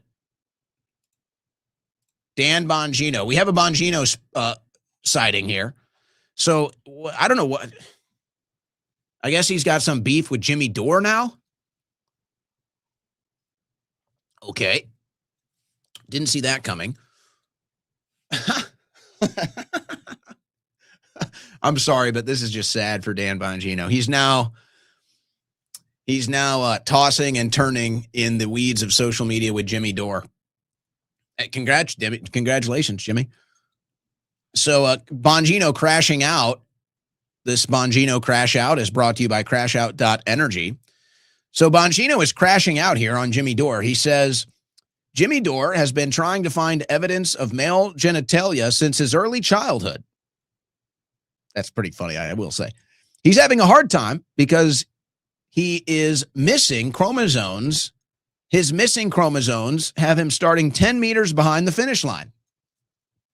Meters, Dan? What are you, Eurotrash? Meters? Eurotrash. Meters. This is America, Dan. I don't know what kind of meters you're working with here, bud. Jimmy's mama has been caught telling friends she has no kids. It's a shame. I pity him. Well, you think a lot about him. It's time for an intervention. Maybe if Tucker and Buckley stopped jerking off Putin and the Islamo-Nazis, wow, now you sound like a leftist. Now you sound like a woke libtard. They could provide some help. Just a thought. Hope you're having a great weekend. You know what this comes off like? This comes off like a Kathy Griffin selfie crash out. Dan Bongino now shares the same energy signature as Kathy Griffin. Talk about a fall. Has there ever been a more dramatic fall from grace? I don't even know if that's how you can describe it, because it's not necessarily a fall. He's still standing. It's not like he's fallen off. He's still standing. I mean, maybe his ratings have fallen off, but Bongino's still around. He's still there. This is like a character development, downward, where Bongino goes from top, like the top of the pyramid for conservative talk, into the FBI and the Trump administration. It's like superhuman status. And now, less than a year later, he is relegated to Kathy Griffin style crash outs on social media that share the same energy signature of Kathy Griffin. Brutal. That's tough. Erica Kirk won't let heckler ruin Turning Point Summit speech as she wows crowd with clapback. I don't know who's buying that. She didn't really wow anybody. Well, regardless of how you feel about that, they're now showing up at Turning Point USA events. It's not even like when you go back like 6 years ago when the Fuentes Groypers were kind of showing up and getting into it on the mic with Charlie. It's like that kind of had its back and forth where it wasn't as much a protest as much as it was a challenge of ideas. Now it is turning to outright protest and heckling. And they're showing up at these TPUSA events. They're showing up whenever Erica Kirk is around, and they're accusing her of being a pedophile protector and, covering up Charlie's murder and everything else. Oh, boy. Crazy. Absolutely crazy out there, guys. So that's happening now at Turning Point events. All right, let's do we got some slop it up a little bit. Slop it up a little bit before we hit our super chats today. Got quite a bit of the super chats today. All right, actually, let me just pull this down for a second. So,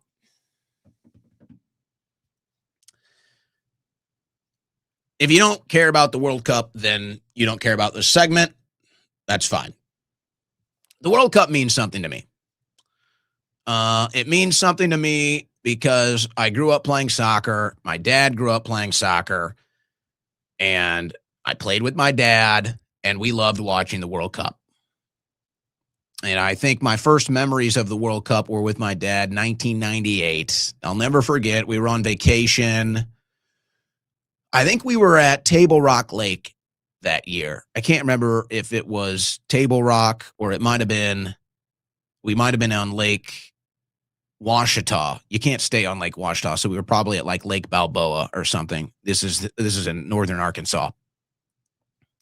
So we were there in the lakes in northern Arkansas, or we were on Table Rock Lake. But I'll never forget waking up early in the morning to watch the World Cup with my dad on vacation. And, we'd make sure we went into the other room so we wouldn't wake up the rest of the family. And then we ended up watching Brazil.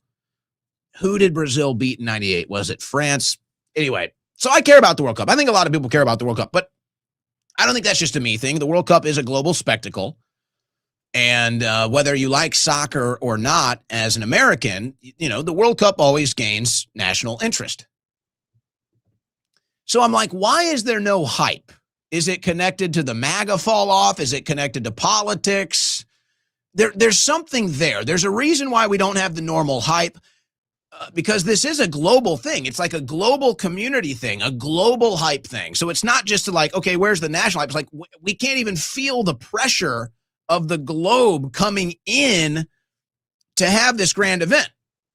Well, part of it is because it's not even all in America. Part of it is because a lot of it is in Mexico too. So I think having a lot of it in Mexico is hurting America. But there's stories. So now you find out why. The world has been turned away from this World Cup. This World Cup has become a political nightmare, has become a geopolitical nightmare.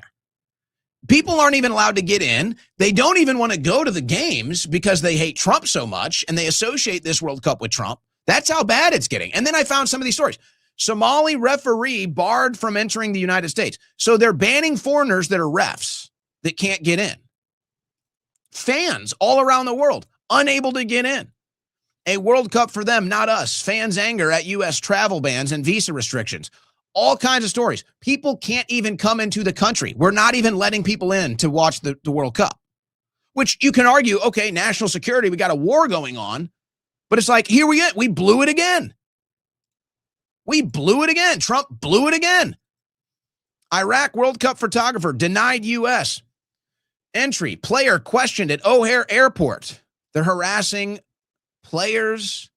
They're harassing photographers. They're harassing fans. People don't want to come. The tickets are expensive. Iraq World Cup star Ayman Hussein questioned for 7 hours by U.S. immigration officials. He's one of the players. So it just sucks.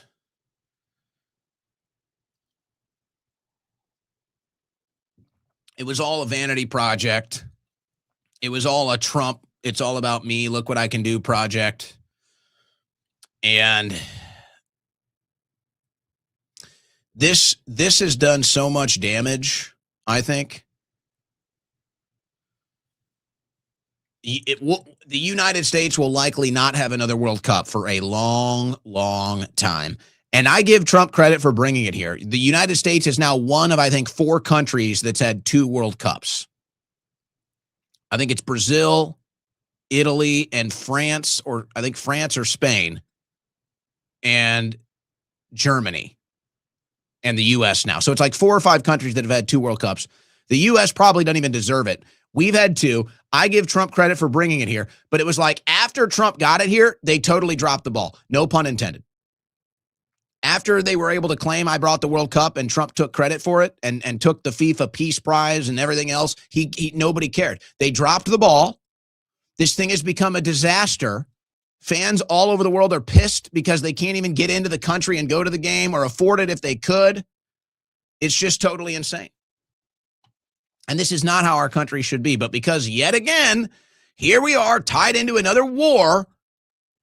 Here we are back in the Middle East, national security issues. Here we are again, and we can't even do the World Cup right because of it. And so, hey, you want to say, who cares about the World Cup? This is a war. This is a national interest. Blah, blah. Okay, fine, whatever. That's your thing. Go ahead. But then that's what you voted for. You voted for more wars. You voted for the neocons. You voted for the deep state. You didn't vote for American 250. You didn't vote for pro-America, patriotism, golden age. If you did that, we would be having the greatest World Cup ever in less than a week now. We'd be celebrating and excited. We're about to have the greatest World Cup ever. But it's all been so bogged down by political corruption, neocon wars, that we blew it. But hey, Trump gets his FIFA Peace Prize, and Trump gets to brag how he brought the World Cup here. And it's going to be, hopefully it won't be a total disaster. But I highly doubt we get another one for a long, long time. So I will say this. I don't think we'll see another World Cup in America in our lives. I don't think so. So if it comes near you, you might want to go. you might want to go. And I do anticipate tickets will go down. I do anticipate prices will go down. There's so many tickets available. They're going to go down. I don't know where they're going to end up. But this could be the last time in your life that the World Cup is in America. So if it's something you want to experience, you might want to take a crack at it, because I don't think we're getting it again. I think this thing is going to be such a, there were issues in Qatar. There were issues in South Africa. There's always issues. But this shouldn't be happening in America. Qatar, okay, maybe you expect some issues. South Africa, okay, maybe you expect some issues. This shouldn't be happening here. We should be putting on a spectacle for the world. This should be America 250 celebration for the world, and we get the stage of the World Cup to do it. And we just blew it. We blew it because we just can't get out of the fucking Middle East. Excuse me. Pardon me. You guys want to see the claw? It does look like a Six Flags ride or something behind the White House. I don't know how I feel about it. I'm not, some people think it's gross and ugly. Some people think it's the greatest thing they've ever seen. I don't know. I mean, whatever. I think it's the atmosphere around it that sucks. I don't think it's the structure. I don't think it's, a fight on the White House lawn, all the other potential issues. No, I think it's the political environment. Trump betrayed his base. This administration is totally corrupt. We're back in another war. The economy sucks. And so this whole thing is supposed to be a celebration of how the economy is great. This whole thing is supposed to be a celebration of how we're not doing the new wars. This whole thing is supposed to be a celebration of America taking its independence back, freeing the American people, fixing the economy, and it's everything but that. So now it just hits like a giant turd. So we were promised filet mignon, and they gave us a turd, and, we still have to sit down at the dinner table, but it's hard to pretend we're not eating a turd. And I think they're delusional here. Dana White was asked about the popularity of this event. I think they're delusional here. Here's what he said. This is for UFC fans all over the world, this is a very unique experience for everybody.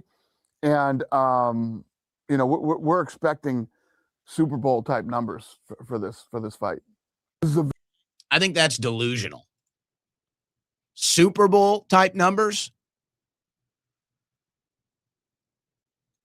The biggest sporting event in television.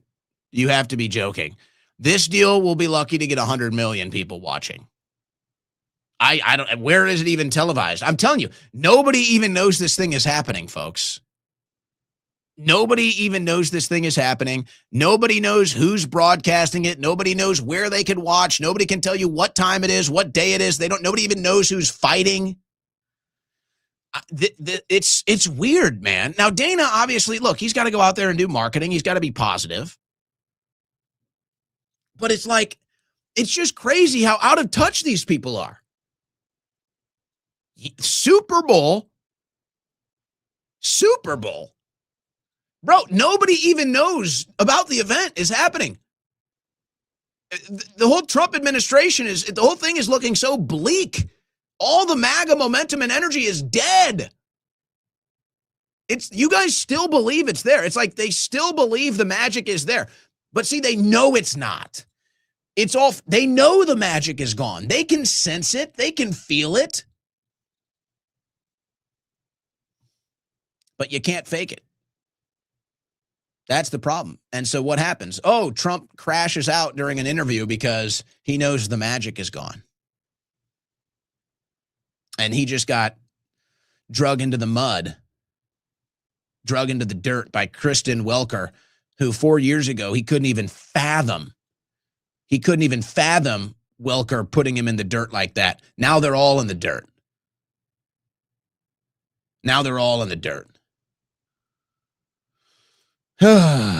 All right. Let's save the rest of the slop. We can save the rest of the slop for tomorrow. We kind of had a bonus interview with Brianna today.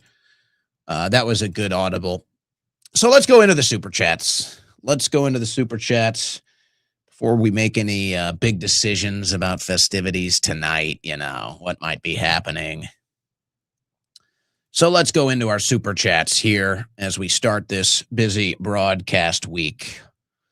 Dust Vault leads us off. 59 years. Never forget the USS Liberty. Yeah, they did Thomas Massey and others did a dedication to that. The Israeli loyalists are freaking out. What a revealing moment, by the way. What a revealing moment.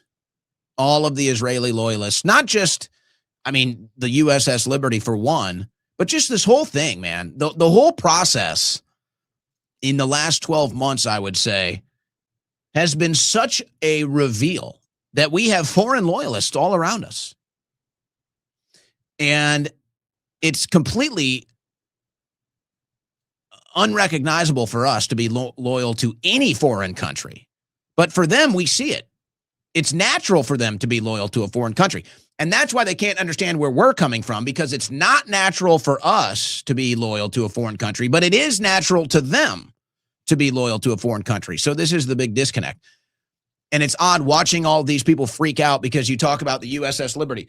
Why would you be telling people to not talk about the USS Liberty? Unless, of course, that's because you're loyal to the foreign country that did it. Billy Cardano. Oh, and your wifey called you bro in the chat. Watch out. No, we're cool like that. It's good. It's good, bro. It's a sloppy state of affairs. You can't follow that up. The Pentagon also said the sky is blue. Careful now. Could be cloudy. You're not sure. You might want to check. Primary election in South Carolina tomorrow. Vote Mark Lynch. Oh, my gosh. You know what? I had the Lynch team blowing me up today, and I didn't respond. I didn't realize that tomorrow's probably too late to get them on.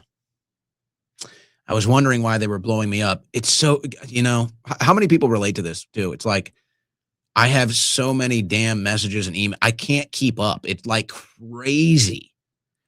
And for years, it was like a major guilt factor because it's just like you can't keep up with all of it. Now it just kind of is second nature. It's like either I get to it or I don't. It's like I can't guilt trip my stuff over 100 new messages.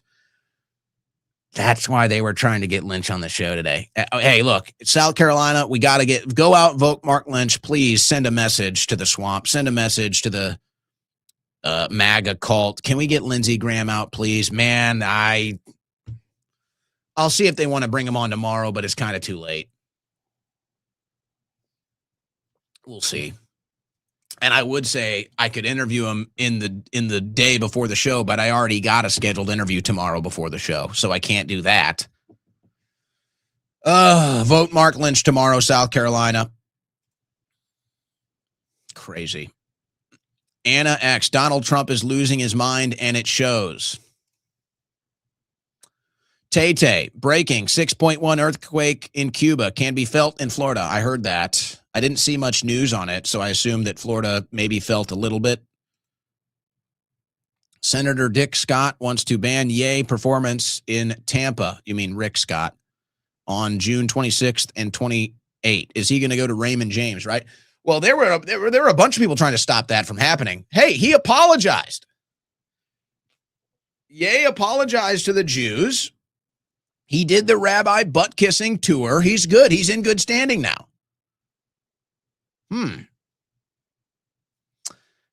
Okay, that's going to sell out. Tay-Tay, you going? Anti-Second Amendment, anti-First Amendment. But he's fighting anti-Semitism. Senator Rick Scott, yeah. James Fishback uses Starlink Internet. Is that how they broadcast his rallies? The Angry Canadian. All right, buddy. I have a question. I don't know if you answered this or talked about it recently, but do you think it's true that Israel is trying to merge our military with them? Well, I don't see Canada in the deal, but yes. What was it? Section 26 of the 2027 NDAA merged the U.S. and Israel militaries. My best way of understanding this or explaining this was it's like, imagine you have a girlfriend and then she becomes your wife, and now you're sharing a bank account. So it used to be you would take your girlfriend out to dinner and you would pay with your card. It was like whenever bills were paid, you were the one in charge of the decisions. You would have to give the card. You would have to make the transaction. Essentially, what this deal does is now you guys are married. It's a political, military, holy matrimony, and now they have their own debit card connected to our bank account. So your girlfriend, who you would pay for dinner and, maybe take her shopping and stuff, but you had to, you had to pay. It's up to you finally if it was going to be paid for or not. Now your girlfriend, now she's your wife and you don't have a prenup and she has your debit card and she can spend it and use it as much as she wants. So that's essentially the deal. Yes, it is true. Yes, it is happening. Likely watching World Cup on Tubi, on Roku, on Starlink. Are they going to broadcast that on Tubi? Is this a World Cup watch hack that you have here? Interesting. I remember when he was known as All I Do Is Owen. Some places I still am. Fun fact, Doge dividend checks, James Fishback's idea. He brought that to the campaign. Release all the Bill Gates of hell parasites. I think he already did. It's happening. It's happening. They admit they were duped by Trump when they say, but Vance will be different. Vance and Palantir are going to save us. Well, they're pushing Rubio hard. I'm not as off Vance as others are because of the big tech, Peter Thiel connections. And hey, that's your stance. You don't need to, I'm not getting into it with you. I just can clearly see the deep state and the foreign lobby. They are trying to cement Rubio right now. They are trying to get Rubio to be the 2028 candidate right now. And it's not working. And this is going to be the big MAGA delusion. And I do still like Vance. I don't know if I would ever vote for him, but I'm not ready to throw him out with the Rubios of the right wing. I think Vance is closer to us than many others. So I don't want to, I don't want to amputate. So I'm hoping that Vance is smart enough to not run in 2028 and wait for 2032. But you can see the foreign lobby is shoving Rubio right now. I mean, they want Rubio so badly. And that's going to be I think that'll be the moment where Matt or whatever it is, the neocons, Con Inc., the conservatives, they really believe Rubio is going to win. And when Rubio can't even get out of a Republican primary, that might be the moment where they realize, yeah, you guys were never champions. You never won anything. You never had the influence you thought you did. And that's going to be their big moment. They already had it with Trump, but now they're running around pretending like they supported Trump. So they stole our belt. They're pretending it's theirs. So we already beat them when they all wanted George Bush or Ted Cruz or Marco Rubio in 2016. And we wanted Trump. We've already beat them. We control things here. Not you, Dana Lesh. Not you, Glenn Beck. Not you, Ben Shapiro. You control nothing. You influence nothing. You have nothing. All your stuff is expired. You have a career. You're rich. You're famous. Your influence, there is none. That's it. It's over. And I think if you didn't learn that with Trump in 2016, you're going to have to learn it real brutally with Rubio in 2028. But that'll maybe be the finally moment where they realize, okay, we all told him to vote Rubio and he couldn't even get out of the primaries. Maybe we're not popular. Oh, no kidding. Just like you weren't in 2016 too. And imagine how unpopular you are now. If you weren't able to stop Trump in 2016 because you weren't popular or have influence enough, imagine where you're at now. You're even smaller now. Deep state arrest will never come. The end. And won't that be a failure? Zackaback. Remember, Trump said he didn't prosecute Hillary Clinton because he didn't like the precedent it would send. I regret voting for her and not Dr. Stein. Look at that. People don't even know my politics. I'm very proud of that. People don't even know my politics anymore. We have people that tune in on the left, on the right, in the middle. I got a Hillary Clinton voter tuned in. I like that. I like that. I'm not sure your single vote could have saved Dr. Jill. But sometimes, you have voters' remorse. But more recently, Trump said he wouldn't prosecute Hillary Clinton because he said he liked her. He said he likes the Clintons in an ABC interview, I believe it was. What protein powders do you trust? I do have one I like, but I don't like doing free plugs here. So I'm not going to do it. I would just say you got to do your own research with this stuff. You got to do your own research. Look at all the ingredients. Know what you want. Know what you don't want. I mean, crash out sales are good. We're going to sell out definitely before the end of this month. If I sold out of all the units we had in like a week or two, then maybe I'd be more inclined to launch a protein powder. But we just didn't, we're not producing gangbuster sales like that. It's a nice steady sales stream. We're very happy with it.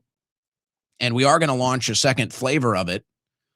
I just don't know if it's worth it me doing a protein powder. There's so many out there already. Everybody's got their own protein powder. So, I mean, we could maybe bring one on if they wanted a sponsorship. Maybe it's time for me to do more of the fitness stuff too. It's just like, time is shrinking. There's less hours in the day. So I don't know. I'd like to do it. And I will tell you, actually, DMT, we kind of both have the metaphorical whip. It's like every once in a while I gotta take the whip out and get DMT on track. But every once in a while he's pushing me. DMT pushes me to do more. I will tell you that. And he wants me to do more content. And he was making the case the other day. He was like, hey, you need to start doing this and this. And I was like, hey, you're totally right. Can you give me an extra hour a day? So I'm being facetious, but we were kind of gaming it out. There is a potential for me to do more content. There's some other things that need to happen first as far as the company is concerned. I don't need to go any further there, but again, we're still in year one, folks. We're still in year one of the World Independent News Network, the company that owns the Owen Report. We're still in year one here. We've had some nice growth. I'm not trying to grow so fast that we crash into a wall. I'm not trying to build a top-heavy company that's financially unsustainable like so many others have done, and that's why they don't last. So I've been in the media long enough to know what it takes to have a sustained success, and that's what we're going for. Even if there are maybe some things that you wish you could do in the short term that you got to wait on the long term. But I would imagine more health-oriented, fitness-oriented stuff is probably inevitable in the future. Maybe we could do a protein powder, but right now I just say, do your own research, make the smart decision, find what you like, and just avoid the bad stuff. PFF. So they are forcing us to eat bug protein powder by poisoning all the other protein powder. Thanks for the show, Owen. Oh, I didn't even think about that angle. I thought they just wanted us to stop eating meat. They don't want us to get protein at all. Act accordingly. How many elections are we going to let them steal? Well, every single one, as long as Trump is president, it looks like. Endless possibilities. Same dog and pony show with you guys. The two sides are only one. Unless you're a pleb, then you believe there is a difference political wise. I don't know who it is. Is that directed at me? There's a lot of mistakes here in your grammar, and so I'm not even sure what it is you're trying to communicate. But all right. New Savannah Guthrie stop. I didn't see the new Savannah Guthrie slop. What do they got on her now? Tay-Tay being creepy again. Oh, here we go. AJ to Bullhorn White House at UFC event. Is that true? Did he actually say he was? Is that actually going to happen? I'll find out. I'll ask. I'll find out. The reunification of Alex and Owen on the streets of DC. That might be too much for me.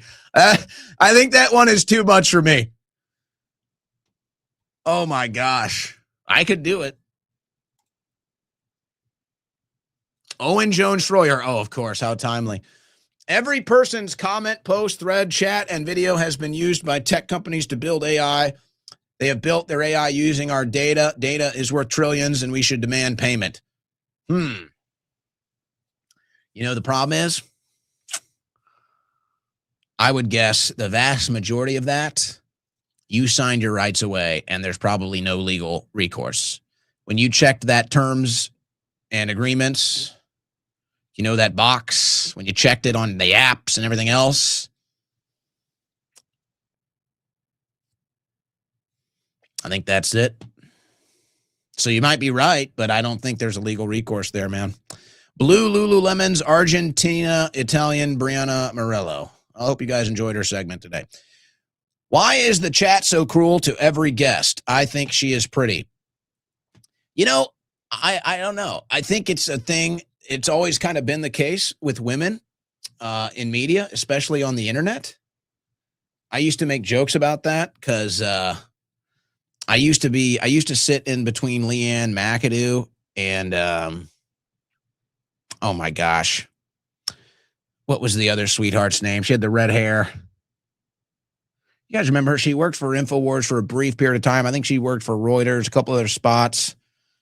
Red hair, good-looking gal. Forget her name.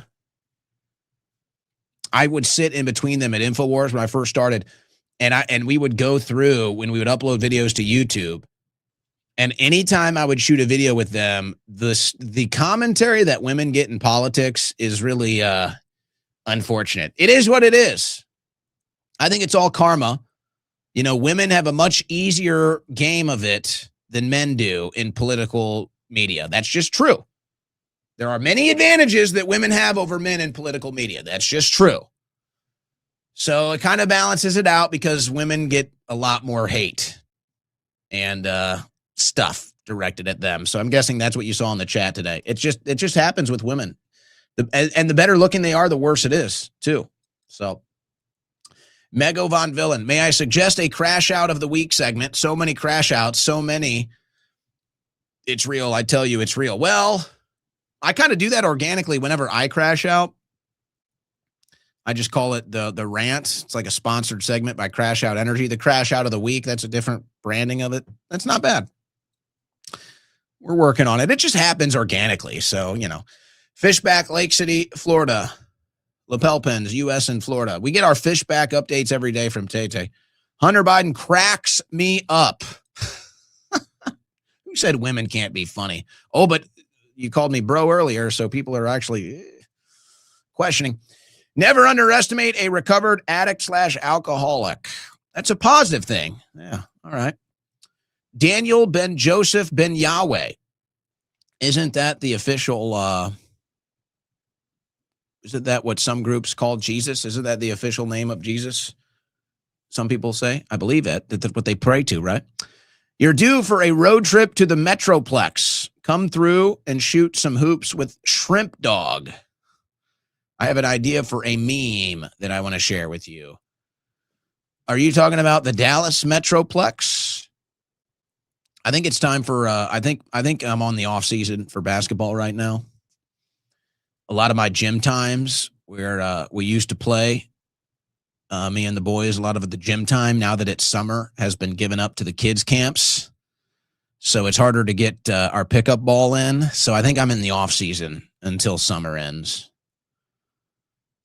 Going to be doing some recovery. You know, this was a tough basketball season for me. I'm getting older. We're having to find new ways to rehab the knees. We're doing ice plunges now. It's a whole thing. I almost debated retirement. We're going to give it another go, see how it goes next season. It might be my last ballin', and then I'll switch to, like, golf or something. MAGA free bleeders in the chat today. I don't know. I don't know. I don't know what that means. I could guess, but I'm going to just move on. Hunter Biden was seen in multiple pictures with his niece in a very inappropriate way. The financial corruption ain't half of it. Fair point. That's true. We all saw the laptop. That's true. How far is this Hunter Biden media tour going to go? Seems to be willing to answer any question. Maybe you could ask him on X. He might respond. Yeah. Worth a try. We need to have a peace negotiation summit with the populist left. It's kind of organically happening every now and then. But it's not even a peace negotiation summit. It's like okay, we have to have some sort of a unification ticket to get in there as an anti-establishment left and an anti-establishment right and commit to say 5 things and just say, we're doing these 5 things. Whatever it is. We all agree we have to do these 5 things. We're going to have a 4-year joint ticket effort to do it. It's like a moratorium. It's like a ceasefire. You call it a peace summit. Something has to be done. The left and the right have to come together on these populist issues. It's really just, Trump just screwed us up so bad. It's like, it's unbelievable, man. It's like we were already supposed to do all this. It's like, this is what we already did to get Trump in office, and he just blew it all up in our face. I can't think about it. I got to move on. Did you see what that girl said to Candace about Putin? Yeah, I saw a bunch of them. It's just, it's stupid. MAGA's just retarded now. Bongino morphing into Levin, Islamo-Nazis. I know, it's crazy. Bongino is becoming Levin. It's like they're now grooming him to be the next Levin. I don't even know if I can read that name, but hello. Hello, thank you. Hello, Ken, thank you. Bees and babes, I will consistently buy Crash Out Energy if you make one with beta-alanine. Interested in protein subs too. I will take that into consideration because our formula for the next Crash Out is going to be different. The pomegranate Crash Out flavor, which, assuming the success of this, I hope it's a very successful brand beyond just this show. But that'll be the original flavor. That's kind of your more organic. It's like, it's really the most dynamic, versatile energy drink ever. It can be used as a pre-workout. It can be used as a nootropic. It can be used as an energy drink. It can be used as a health drink. It really is just versatile. With whenever we do the second flavor, which might be this summer, we are going to reformulate it. The formula will be a little bit different. As far as the actual supplement facts. So I'll consider beta-alanine. I know another one I'm considering is CoQ10. The only reason I didn't put the CoQ10 in this original is because it's something that's already in my supplement stack, and this was something I was kind of just building into my supplement stack with nootropics and energy and everything else. So there's other reformulations that we're considering. But the second flavor will definitely be a different formula, even with the supplement facts as the first one. So I appreciate that. Wifey and I have infiltrated is real. No regrets. Both of you are working the scene right now. This is like Charlie's Angels. I feel like Charlie, but I feel more like I'm more like Austin Powers. I look more like Austin Powers. You know what I mean, baby? Try to keep up, Owen. Tubi, FS1, Fox 1 have World Cup. Yeah, but you can't get it for free on Roku is what I'm saying. It's not a free broadcast. There's no way. I could be wrong, but I doubt it. Ivan, great show. California voting process is embarrassing. Embarrassing? Yeah, well, you're being nice. It's very nice of you. That's kind, actually, for you to say it's embarrassing. Palmetto Hawk. Oh, my goodness gracious. I'm going to read it. I would rather hold poop in my hands and clap before voting for Rubio or any other neocon. Well, I'll do half of that for you. How about that? I'll do half of that. That's great. Thank you for that vision. Thank you for the, needed those optics. I fought Hunter's charm and his charm won. I hate myself now. Don't hate yourself. Mego, come on now. Stop that. That's not going to be accepted here. King Adal, he who remains nameless still gave you shekels. Wait, I can't. I'm not for $2. I'm not going into that more for $2. I'm stopping. $20 maybe. $2 I'm out. Stop political violence. How do we contact you about a cop being persecuted by a Soros DA? Oh, boy, oh, boy. You know, it's tough because the email is already overwhelming and DMT has to deal with that. I don't know if he wants to give out the email. If he does, he'll respond to you on YouTube. He'll find your chat. He'll respond to you on YouTube with the email, but he has to deal with all of that now. Honestly, there's so much incoming, it's impossible to keep up with. I don't even know where to direct the traffic, to be honest. I don't. And you know what? This is something that we will address. Like I said, as the company grows, as the show grows, eventually I'll be able to just hire people to do communication like this. So I would say DMT will either respond to your chat. Producer DMT will either respond to your chat with an email if that's where he wants to go. Or I would say just start hitting me up on X. Eventually, if I don't see the first couple posts, eventually I'll see your post on X and I can shoot you a message there. It's just, you got to understand, the incoming traffic here is so insane that I can't, it's like, I mean, I told you, I blew one today. Mark Lynch's team was reaching out to do an interview. You know, it's one of those things. I open my phone. I've got 30 damn unread messages and I have to like decide what am I going to look at? What am I not? I didn't even think South Carolina was tomorrow. So I just figured, okay, I can just deal with that later. And I blew it. I should have had Lynch on today. I blew that. But that's just what happens with all the incoming. And I have to deal with it all myself. So I would just try X. X or DMT will respond on the YouTube super chat. Mego, Owens Angels. I dig it. Maybe we need to make it happen. I mean, Mego looks like a pretty good candidate right there. Now we're going to get wifey jealous too. Now we're stirring up a whole thing before we sign off on a Monday. That's how I'm going to do it. That's how I'm going to do it. Volunteers. Volunteers for Owens Angels. We'll take you in the super chats.